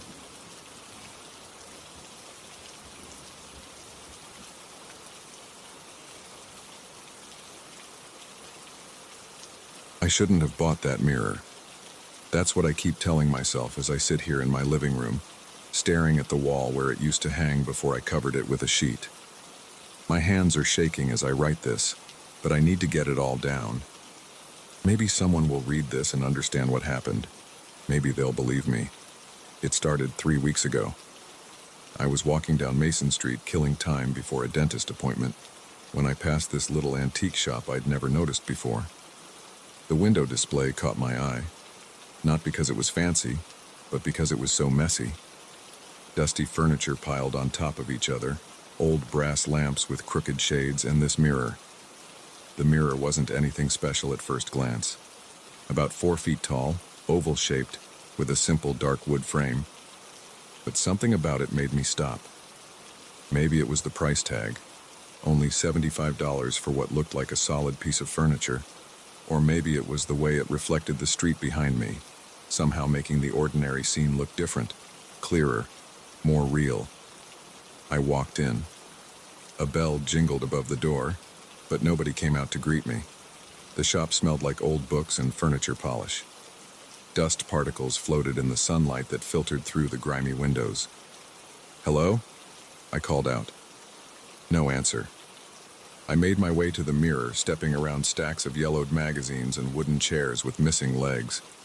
Up close, the frame had these small, carved details I hadn't noticed from outside, leaves and vines running along the edges. The glass itself was perfect, no scratches or spots, which was weird for something this old. An elderly man appeared so suddenly behind me that I jumped. He wore a brown cardigan and thick glasses that magnified his pale blue eyes. "Beautiful piece, isn't it?" he said. His voice was soft, almost whisper quiet. "German craftsmanship, late 1800s. "How much?" I asked, though I'd already seen the price tag. $75. He smiled. "A steal, really. These usually go for hundreds more." I should have asked why it was so cheap. I should have wondered why he seemed so eager to sell it. But all I could think about was how perfect it would look in my apartment. I bought it. He wrapped it in brown paper and helped me carry it to my car. I didn't even get his name. The first week was normal. I hung the mirror in my living room opposite my couch. It looked great there, adding some character to my otherwise plain apartment.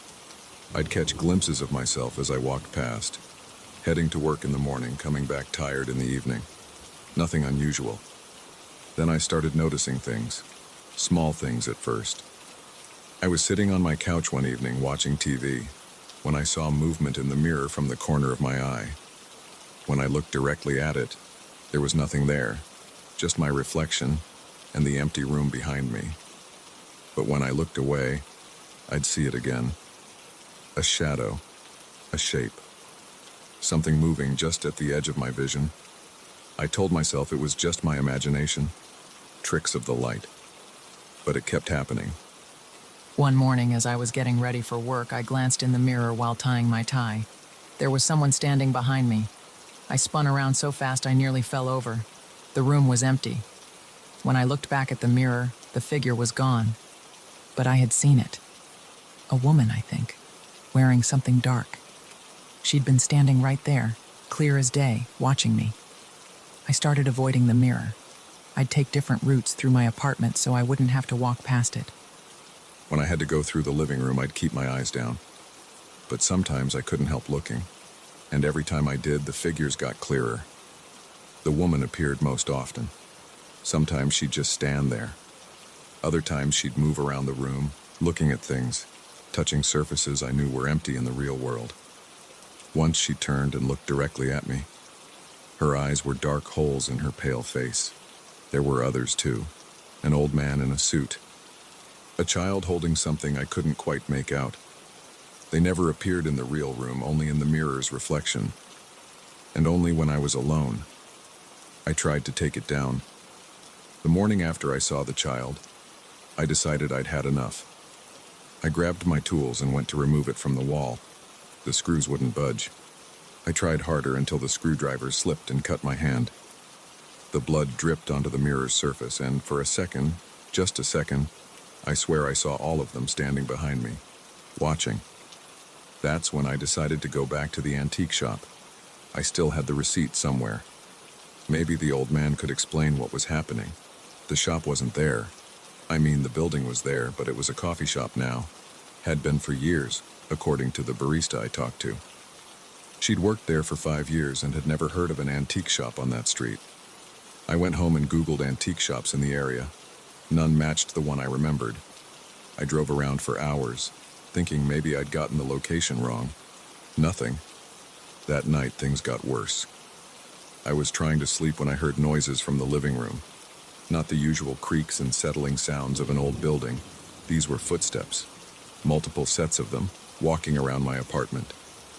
I lay in bed, frozen. The footsteps got closer to my bedroom door. I could hear whispering now, too low to make out the words. The door handle started to turn. I shut my eyes tight. When I opened them again, the sun was up, and everything was normal. But when I walked into the living room, I saw something in the mirror that made my blood run cold. The reflection showed my living room, but not as it was now. The furniture was different, older. And there were people, lots of people, moving around. They were dressed in old-fashioned clothes like something from 100 years ago. They were having some kind of party or gathering. I watched, unable to look away, as they moved around the room. They talked and laughed, though I couldn't hear them. One woman raised a glass and a toast. And then, slowly, one by one, they turned to look at me. Their faces changed. The flesh seemed to melt away, leaving behind hollow-eyed skulls that grinned at me with empty mouths. The room in the reflection grew darker, the walls decaying before my eyes. I ran out of the apartment, spent the whole day walking around the city trying to convince myself I was losing my mind. When I came back that evening, the mirror showed only my normal reflection. But I knew they were still there, waiting. I tried covering the mirror with a sheet. It worked for a while. But then I started seeing shapes moving behind the fabric, and the sheet would fall down on its own no matter how securely I fastened it. Last night, I saw something new in the mirror, something that finally made me understand what was happening. I was sitting on the couch, forcing myself to look at the mirror when the reflection changed. Instead of showing my living room, it showed tomorrow. I watched myself get up, get dressed, go to work. Normal morning routine. But then I saw myself crossing the street outside my office. I saw the car that ran the red light. I saw my body flying through the air. I saw my own death. That's why I'm writing this now. The mirror doesn't just show the past, it shows the future too. And I can't let that future happen. I called in sick to work. Didn't leave my apartment. The time when the accident was supposed to happen has passed, but I don't feel relieved. because now the mirror is showing something else. The figures are back, but they're not just standing around anymore. They're pointing at something behind me. When I turn around, there's nothing there. But in the mirror, I can see it. A dark shape, getting closer every time I look. The mirror won't come off the wall. I've tried everything. Hammers, crowbars, even tried to break the glass. Nothing works. The tools break, or my hands slip, or something interrupts me. It's like the mirror is protecting itself. The shape in the reflection is almost right behind me now. I can feel something cold on the back of my neck, but when I reach up to touch it, there's nothing there. I'm writing this as fast as I can because I don't think I have much time left. The mirror shows me sitting here writing these words, but in the reflection I can see what's standing behind me, reaching for my shoulder with hands that aren't hands at all. If you're reading this, don't buy any mirrors from antique shops that don't exist. Don't trust reflections that show more than they should. And whatever you do, don't look too long at the things that look back at you from the other side of the glass. I have to stop writing now. In the reflection, I can see what's about to happen. The dark shape is right behind me. And its face. Oh God. Its face.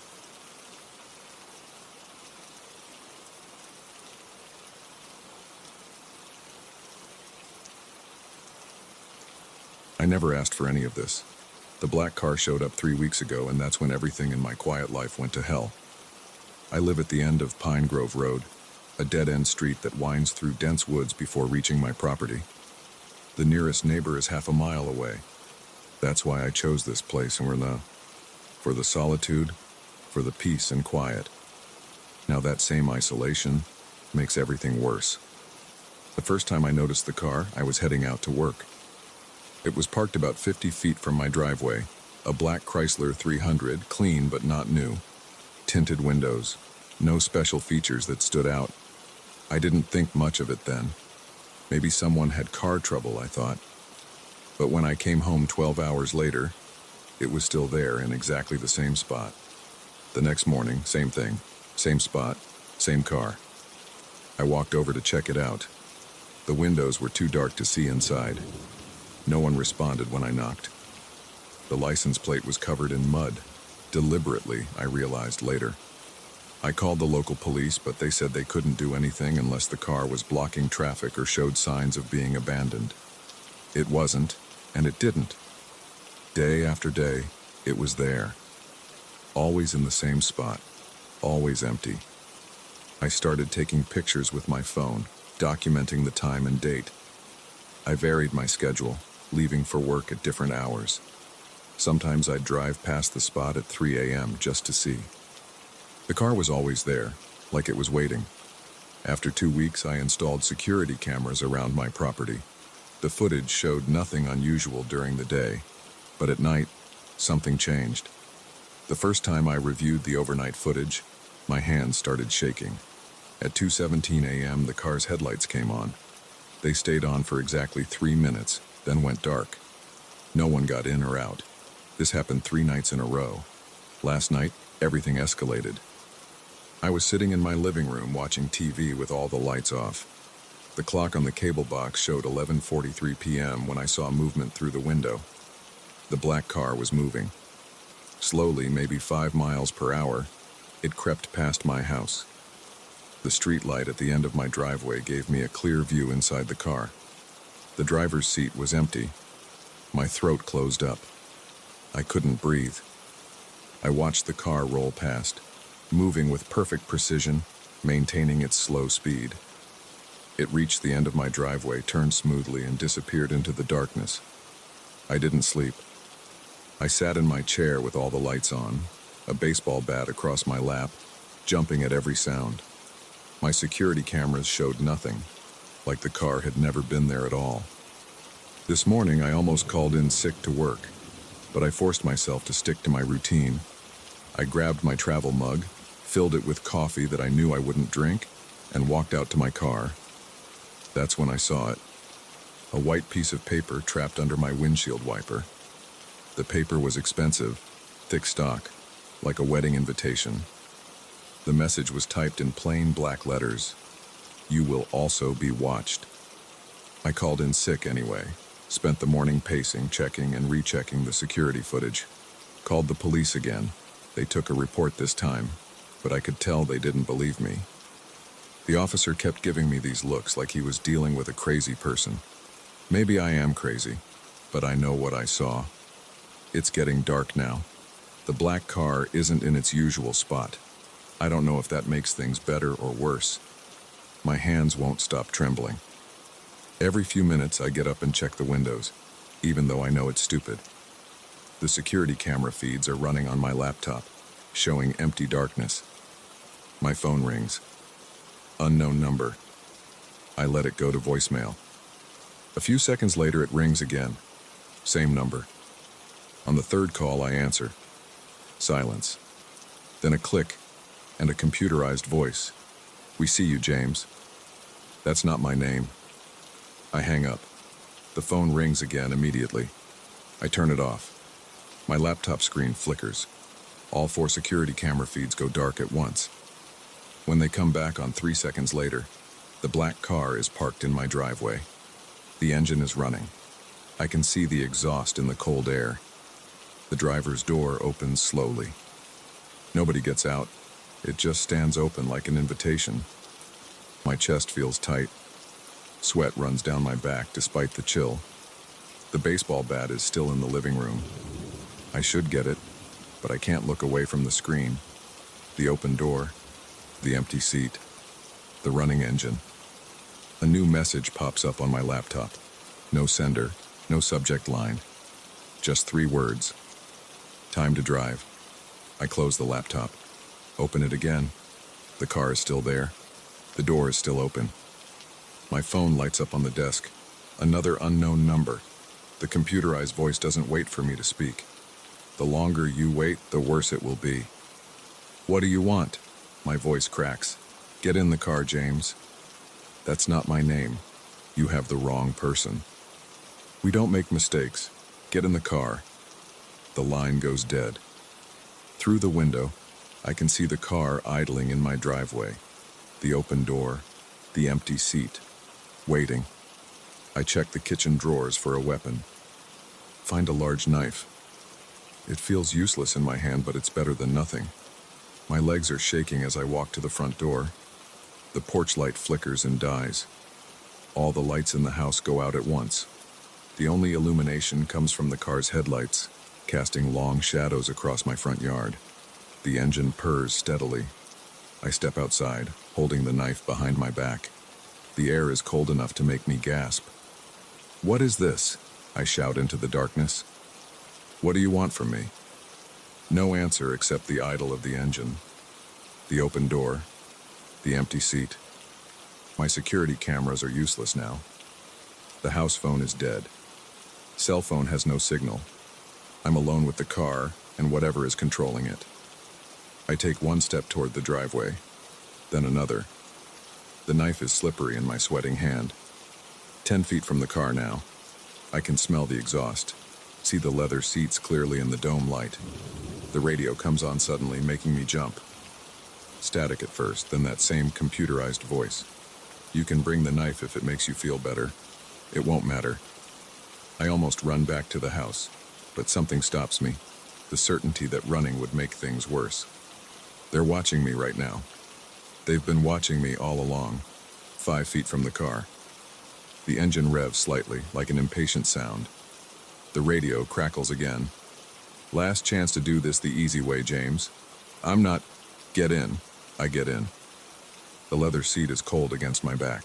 The door swings shut on its own, the sound final as a tomb. The knife falls from my numb fingers onto the floorboard. The steering wheel moves by itself, turning smoothly as the car backs out of my driveway. I try the door handle. Locked. Try the window controls. Dead. The radio speaks again. "Seatbelt, please. Safety first." I laugh. It sounds hysterical even to my own ears, but I fasten the seatbelt. The car accelerates smoothly onto the main road. "Where are we going?" No answer. The radio stays silent. The dashboard displays normal readings. Speed, fuel, temperature. Everything perfectly normal except for the empty driver's seat and the steering wheel that moves by itself. We drive for hours. out of my neighborhood onto the highway through towns I don't recognize. I lose track of time, lost track of direction. The car maintains a perfect speed, responds to traffic signals, changes lanes with mechanical precision. No other drivers seem to notice anything unusual about a car with no one behind the wheel. My phone is still dead. The knife lies on the floorboard. Useless. I've stopped trying the doors or windows. Just sit and watch the roads unreal ahead of us, lit by the steady headlights. Finally, after what feels like forever, the car exits the highway. We're in some kind of industrial area. Warehouses, loading docks, chain-link fences topped with razor wire. The streets are empty at this hour. Our headlights sweep across blank walls and locked gates. The car turns into a parking lot surrounded by high concrete walls. A gate rolls open automatically. We pass through into darkness. The engine stops. The headlights go out. Complete darkness except for the dim glow of the dashboard displays. The radio crackles one last time. "We'll be with you shortly, James. Welcome home." The dome light comes on. In its weak glow, I can finally see it. A small black box mounted under the dashboard, blinking with tiny red lights. Some kind of control system. I reach for it. I wouldn't do that. A new voice. Not from the radio this time. Someone in the back seat. I freeze, then slowly turn around. Empty. The back seat is empty. But I heard, "Up here." I look up at the rearview mirror. There's a face in it. Not my reflection, but someone else. Someone smiling. "Hello, James. We have so much to discuss." "I'm not James," I whisper. The smile widens. "Of course you are. You just don't remember yet. But you will. That's why we brought you home." The dome light goes out. In the sudden darkness, I hear doors opening. Multiple doors, footsteps on concrete, approaching the car from all directions. Time to remember who you really are. The car doors unlock with a smooth click. Light floods the parking lot. Harsh, clinical, fluorescent light that reveals men in dark suits surrounding the vehicle. One of them opens my door. "Please come with us, James. And don't worry about the knife. Like we said, it won't matter." I get out of the car. What choice do I have? The men form a circle around me. Their faces are blank, professional. One of them holds up a badge, but I can't focus on it. The letters swim before my eyes.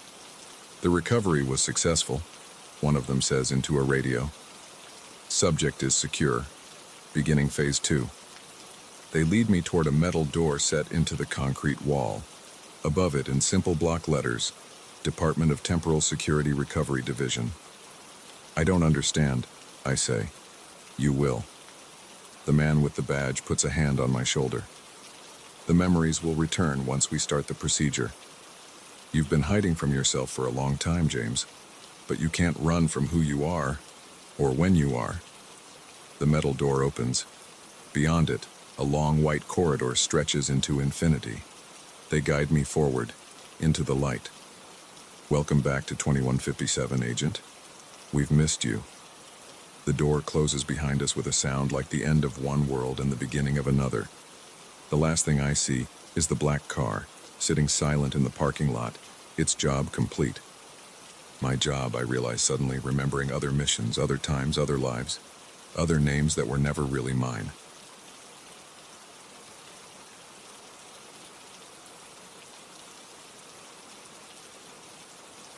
My hands were shaking on the steering wheel when I first saw it in the rearview mirror. The clock on my dashboard showed 2:17 a.m. I was driving my 2008 Honda Civic on Route 23, about 40 miles outside of Burlington, Vermont. No other cars on the road, no houses, no lights except my headlights cutting through the darkness ahead and the dim green glow from my instrument panel. I'd been on the road for 6 hours, heading back from a failed business meeting in Montreal. The radio had stopped picking up signals an hour ago. The only sound was the hum of tires on asphalt and the rattling of my coffee cup in the holder. That's when I saw it. At first, I thought it was just road fatigue making my eyes play tricks.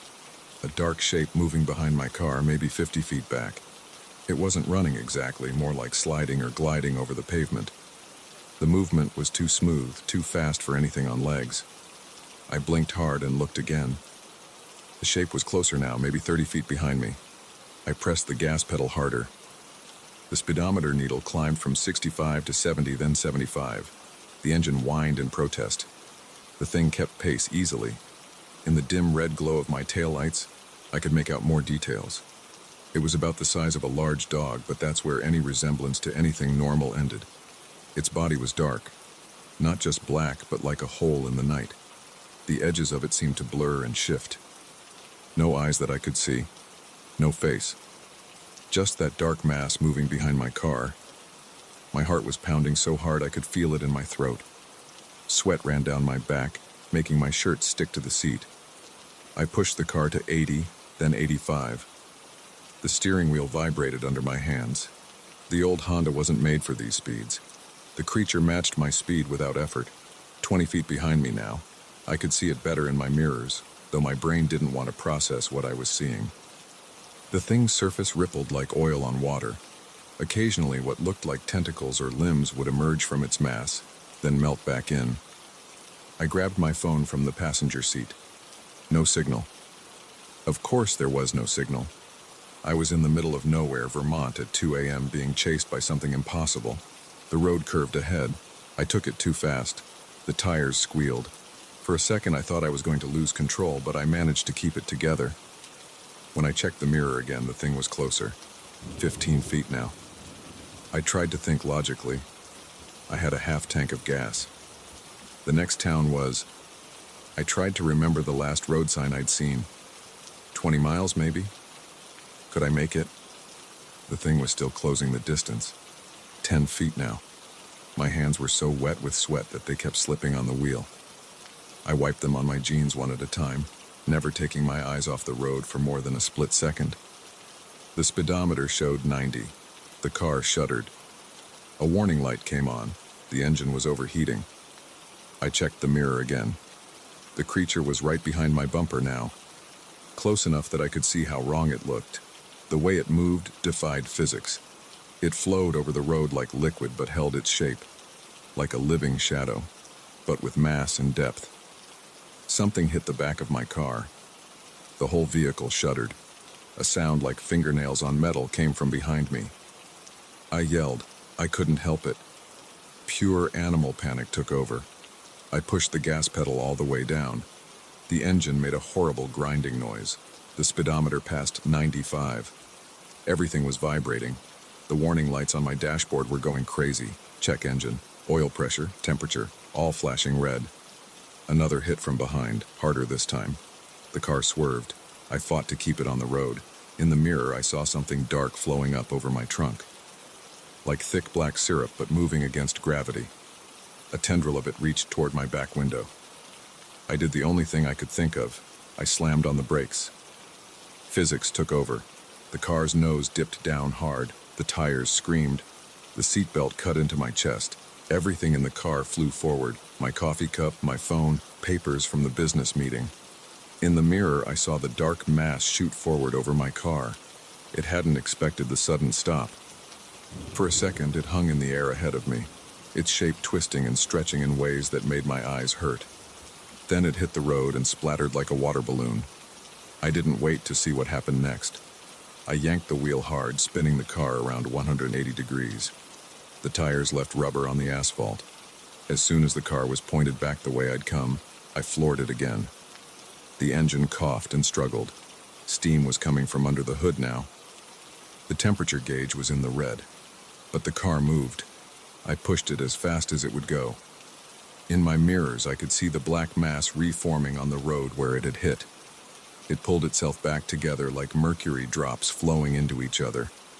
Then it started moving again, coming after me. The car was dying. Black smoke poured from the engine. The steering wheel was shaking so hard I could barely hold it. But I could see lights ahead now. The glow of a town or a gas station or something. Anything was better than being alone on this dark road. The thing was gaining on me again. Faster than before. Like it was angry. 50 feet. 40. 30. The engine made a sound like a gunshot. More warning lights flashed on the dashboard. The car started to lose power. 20 feet behind me now. The town lights were closer, but not close enough. The engine sputtered. The car started to slow down. 15 feet. 10. I could hear something scraping on the road behind me, like wet meat being dragged on pavement. 5 feet. The engine died completely. The power steering went out. I wrestled with the wheel, trying to keep the car straight as it coasted.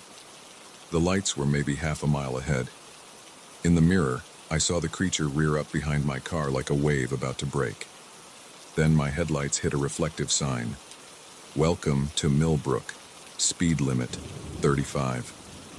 Past the sign, I could see buildings. Streetlights. A 24-hour gas station with its fluorescent glare cutting through the night. The thing behind me stopped. Just stopped, like it had hit an invisible wall.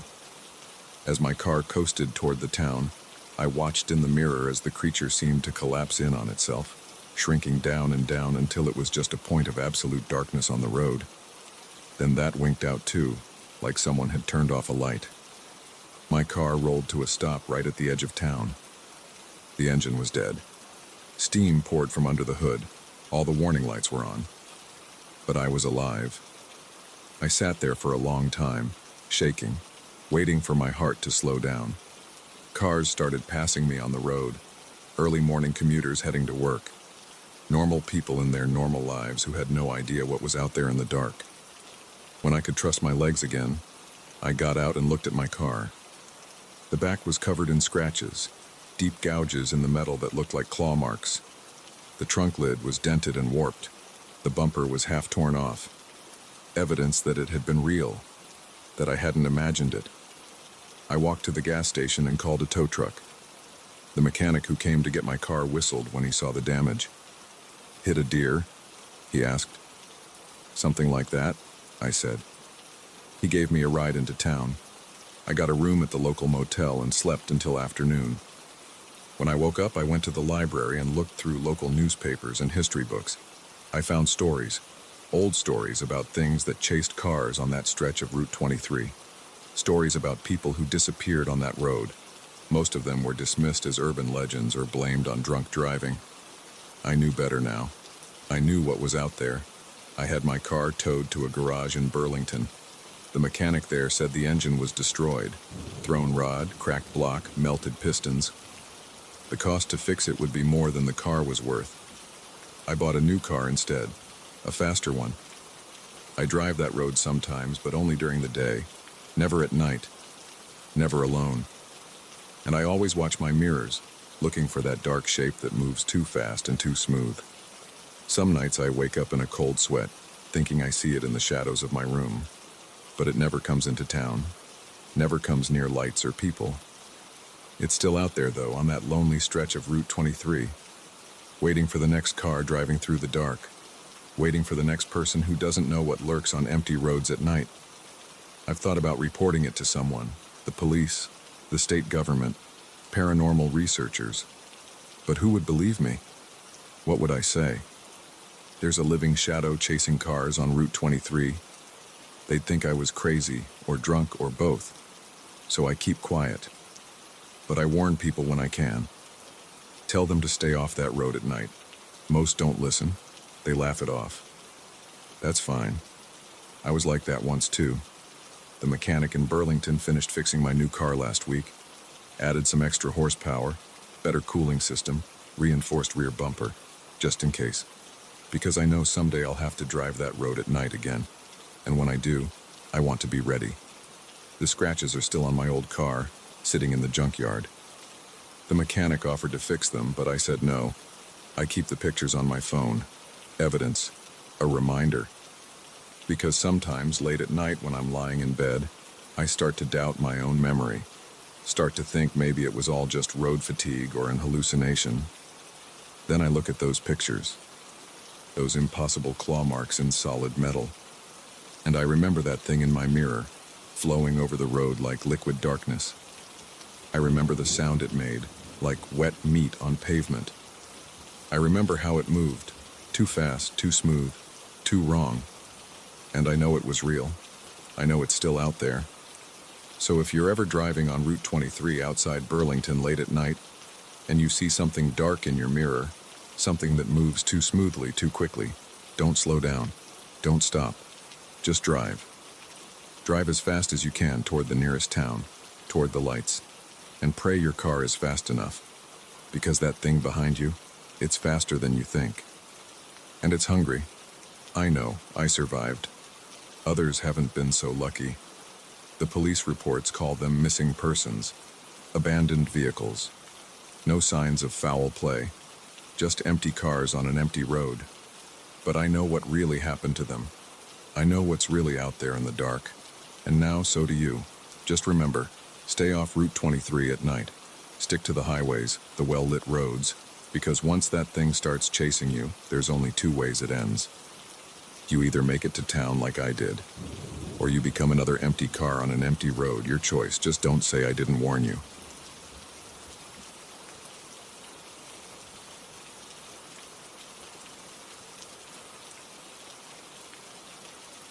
I should have died that night in the Adirondacks. Most people wouldn't believe what happened to me out there, and I don't blame them. I barely believe it myself. But every detail is burned into my brain, clear as day. I know what I saw, what I heard, what I felt. And I know it was real. I'd been solo camping for 15 years since I was 20. Nothing fancy, just me, my gear, and the wilderness. No cell service, no GPS, just old-school map and compass. I knew what I was doing. At least I thought I did. It was late October. The weather report showed clear skies and temperatures in the mid-40s. Perfect camping weather. I parked my truck at a remote trailhead about 30 miles west of Lake Placid. The sun was still high when I started hiking, my pack loaded with 3 days' worth of supplies. After 4 hours on the trail, I found a good spot to set up camp. A small clearing on high ground, surrounded by old-growth pine and maple trees. A stream gurgled about 50 yards away, close enough for water, far enough to avoid any flooding if it rained. The ground was flat and mostly clear of rocks. I'd camped in hundreds of spots like this before. I pitched my tent, collected firewood, and set up my camp kitchen before dark. The October sun dropped fast behind the mountains. The temperature fell with it. I pulled on my fleece jacket and got a fire going. The flames crackled. Sparks drifted up toward the emerging stars. The full moon rose huge and bright over the tree line. Its light was so strong I could see my shadow on the ground. I heated up some freeze-dried beef stew, ate it straight from the pouch, and cracked open a beer I'd packed in. The forest was quiet except for the usual sounds: wind in the trees, occasional owl calls, small animals moving through the undergrowth. Around 10 p.m., I banked the fire and crawled into my sleeping bag. The temperature had dropped into the mid-30s. My breath made little clouds inside the tent. I fell asleep fast, worn out from the hike. A sound woke me. Something heavy moving through the woods. My watch showed 2:17 a.m. The full moon still lit up the forest like a spotlight. At first I thought it was a deer. They often move around at night, and I'd seen plenty on my trips. But this sound was different. The footsteps were too heavy, too deliberate. And there was something else. A wet, snuffling noise, like a dog with a cold. I lay still in my sleeping bag, listening. The sounds got closer. Whatever it was big. Bear big. But bears don't move like that. Bears crash through the undergrowth, snap branches, rustle leaves. This thing moved quietly for its size. Just slow, heavy footsteps and that weird snuffling. The footsteps stopped. I heard deep breathing, somewhere between a wheeze and a growl. It came from the other side of my tent, maybe 15 feet away. My heart pounded against my ribs. Sweat ran down my back despite the cold.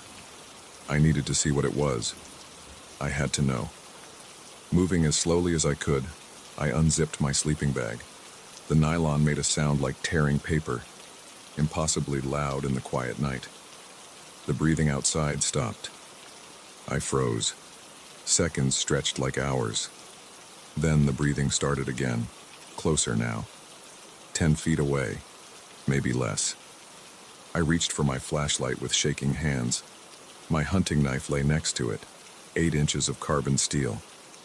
Fat lot of good it would do against something that big. The thing moved again. Its footsteps circled my tent, slow and methodical. I could hear it sniffing the air. The canvas wall bulged inward as it brushed against it. My fingers closed around the flashlight. I clicked it on, pointing it at the tent wall. The shadow I saw wasn't possible. It stood at least 9 feet tall, but that wasn't the worst part. The proportions were all wrong. The arms were too long, hanging down past where knees should be. The head was huge and misshapen, like someone had stuck a pumpkin on a telephone pole. I stopped breathing. The thing stopped moving too. It knew I was awake. For 3 heartbeats, nothing happened. Then it made a sound. Not a growl, not a roar, but a kind of wet, clicking noise, like someone working their tongue against the roof of their mouth. The sound got faster, louder. I had to move. Had to do something. The tent felt like a body bag. I grabbed my knife and burst out of the sleeping bag. The tent zipper caught halfway up. I yanked it hard enough to break teeth off the track. The clicking stopped. I exploded out of the tent, flashlight beam sweeping the clearing. Nothing. Just empty woods and moonlight. Then I heard it behind me. I spun around. The flashlight beam caught it full on, and my brain short-circuited. It was tall. So tall the trees behind it looked small. The body was wrong. Too thin, joints bent backward, skin like wet leather. But the face, Jesus Christ, the face. It had too many eyes, all different sizes, scattered across what should have been a forehead. No nose, just 2 vertical slits. The mouth was full of teeth like broken glass, arranged in concentric circles. The thing's eyes reflected my flashlight beam like a cat's, all of them glowing red-orange in the dark. I ran. I left everything, tent, sleeping bag, supplies. Just took off into the woods with my flashlight and knife. The thing came after me. I could hear it moving through the trees, that wet, clicking sound getting closer. I ran harder than I'd ever run in my life. Branches whipped my face. I tripped over roots and rocks, got up, kept running. My lungs burned. The clicking got louder. Something grabbed my jacket from behind. I felt claws catch in the fabric. I yanked away hard, heard the fleece rip, kept running. The ground sloped down sharply. I lost my footing, started sliding. The flashlight flew from my hand. I tumbled down the hill in the dark, bouncing off trees, rolling over rocks. I hit bottom hard. Pain shot through my left arm. Something warm ran down my face. Blood from somewhere. I couldn't see. The flashlight was gone. The clicking sound came from above me, close, getting closer. I scrambled to my feet. My left arm wouldn't work right. Probably broken. I still had my knife in my right hand. Moonlight filtered through the trees. I could just make out shapes. One of them moved. It was coming down the hill. I backed away, then turned and ran again. No idea which direction. Just away from that thing. The clicking followed. A root caught my foot. I went down hard, face first into dead leaves. Before I could get up, something grabbed my legs. The claws felt like hot needles going into my calves. I screamed, tried to kick free. The grip tightened. It started dragging me backward. I could smell it now, like rotten meat and wet fur. The clicking sound was right above me. I twisted around, slashing blindly with the knife. I felt it connect, bite into something soft. Hot liquid splashed my hand. The thing screamed. The sound was like metal grinding on metal, high-pitched enough to make my teeth hurt. The claws let go. I scrambled away on hands and knees, then got to my feet. Ran again. The screaming continued behind me, then changed to that clicking sound. Faster now, angry. A light appeared ahead. Moonlight on water. I burst out of the trees onto the bank of a wide stream, the same one near my campsite, but farther downstream. The water looked deep, fast-moving. Rocks broke the surface. The other bank was at least 30 feet away. The clicking got closer. Branches snapped behind me. I jumped. The water hit me like a punch in the chest. It was snow-melt cold. The current grabbed me, pulled me under. I fought my way back to the surface, gasping. The thing stood on the bank. All its eyes glowed in the moonlight. It paced back and forth, making that clicking sound. The current swept me downstream. The thing followed along the bank, keeping pace easily with those long legs, waiting for me to come out. My clothes were soaked, pulling me down. The cold water sucked my strength away. I couldn't feel my fingers anymore. But I kept swimming, letting the current carry me while I angled toward the far bank. The thing clicked faster, agitated. It reached out with one of those impossibly long arms. Claws like steak knives caught the moonlight. I was almost across. The water was shallow enough to stand, but my legs wouldn't work right. Too cold. I crawled through the shallows on hands and knees. The thing crouched on its bank, coiling those backward-jointed legs, getting ready to jump. I fell forward onto rocks and mud, dragged myself up the bank. Water streamed off me. I could barely move. The clicking stopped. I looked back. The thing was gone. For a few seconds, nothing moved except the water. Then I heard it, that wet clicking sound, coming from downstream, getting closer. It had crossed somewhere else. I forced my frozen legs to move, stumbled into the trees. I had no idea where I was, which direction to go. Just away from that sound. The woods blurred around me. Everything hurt. I was so cold I couldn't think straight. But I kept moving. The clicking followed. Sometimes it seemed far away, sometimes right behind me. The thing was toying with me, hurting me. I don't know how long I ran. Hours, maybe. The moon set. The woods got darker. I bounced off trees, fell, got up, kept going. Then I saw lights through the trees. Not moonlight, artificial light. A road.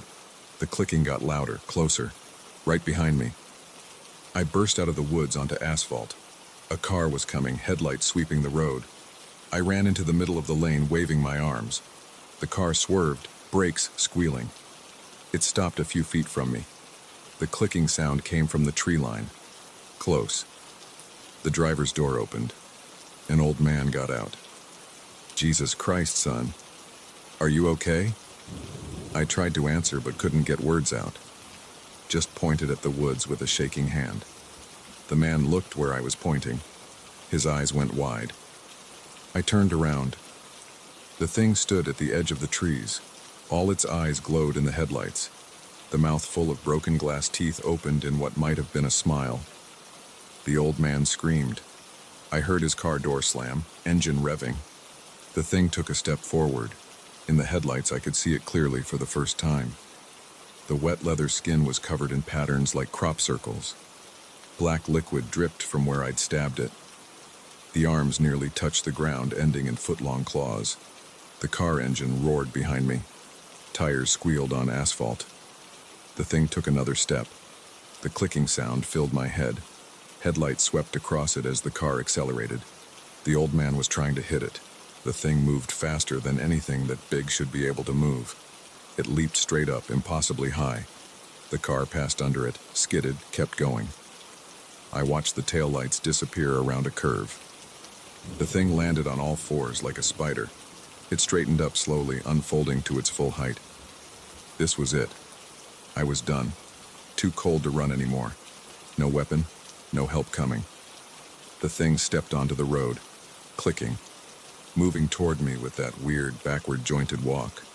Headlights appeared around the curve. Not the old man's car. Bigger lights, up higher. A truck. The thing stopped. All its eyes swiveled toward the approaching vehicle. An air horn blasted long and loud.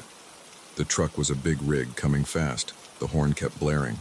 The thing made that metal-grinding scream again. It turned and bounded back into the woods, moving like a spider on stilts. The trees swallowed it up. The truck's brakes hissed. It stopped next to me, engine idling.